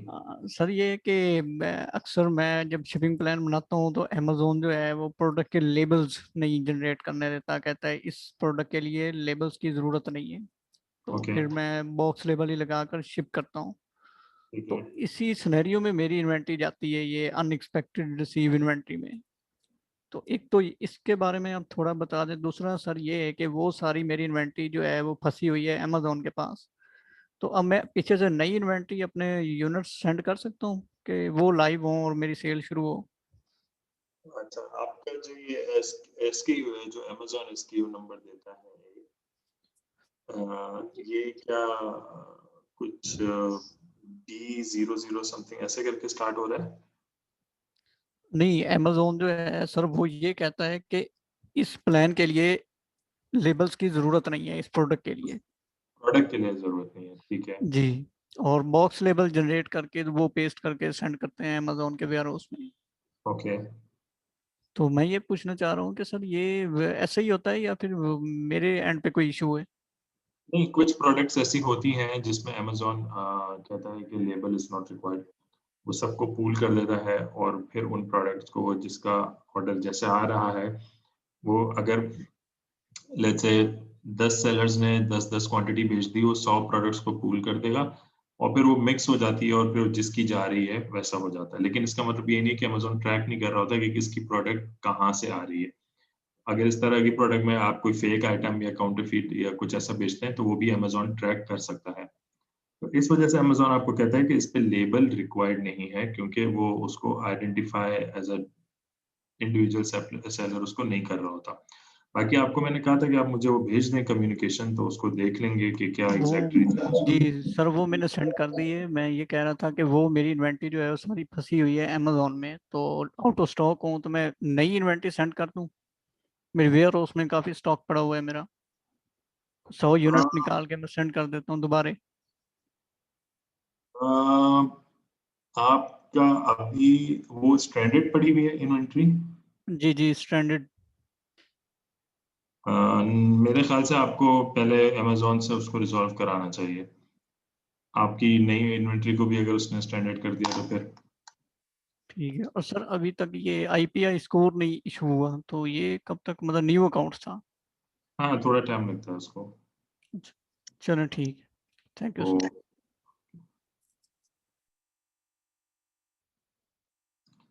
अच्छा, अहमद जमील, मेरे ख्याल से आपसे भी बात हुई थी पहले। जी, अहमद जी जमील। जी सर, एक क्वेश्चन और था मैंने पूछना।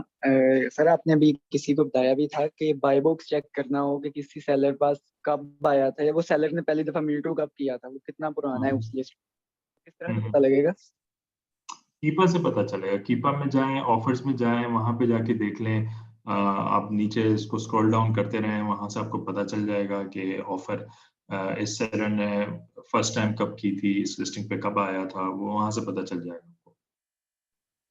ओके, शुक्रिया सर, जज़ाकल्लाह।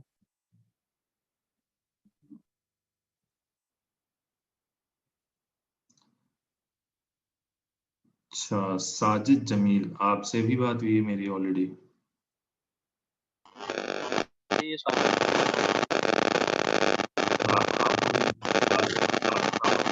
बहुत शोर हो रहा है, आपकी आवाज नहीं आ रही। आवाज आवाज का थोड़ा इशू था लास्ट टाइम, अभी क्लियर है आवाज?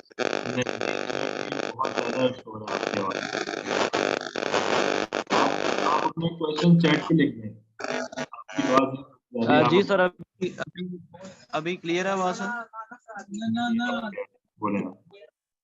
सर मैं भी एज अ न्यू भी मैंने ज्वाइन किया आज का सेशन, तो मुझे मेरे जहन में आ रहा था कि जैसे आज एक अनाउंसमेंट हुई है कि वो पाकिस्तान को उन्होंने ऐड कर लिया अपने अप्रूव सेलर्स कंट्रीज के अंदर।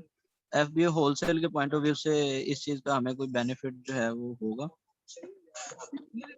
अभी थोड़ा सा हमें इसको एक्सप्लोर करना होगा, क्या सिचुएशंस हैं। मैं आपको म्यूट कर रहा हूँ, आपके पास बहुत शोर हो रहा है। तो बाकी it's too early to say anything. थोड़ा सा हमें देखना होगा, उसको कुछ अकाउंट बनेंगे। सनी भाई ने जैसे बोला था कि कुछ अकाउंट्स बनेंगे तो पता चलेगा क्या सिचुएशंस हैं एग्जैक्टली। होलसेल से रिलेटेड ये है कि हमें EIN नंबर और ये सारी चीजें चाहिए ही होती हैं, तो LLC तो एनीवे हमें रिक्वायर्ड ही होगी। अकाउंट बनना ठीक है, वो एक हमें उसमें बेनिफिट हो जाएगा कि पाकिस्तानी एज अ सिटीजन हम लोग उसको अप्लाई कर सकेंगे। अच्छा, यहाँ पे सारे क्वेश्चंस कंप्लीट होते हैं। और फिर भी अगर किसी का कोई क्वेश्चन रह गया है तो वो उसको फेसबुक में पोस्ट कर सकता है, ईसी के ग्रुप में, और टैग कर सकता है।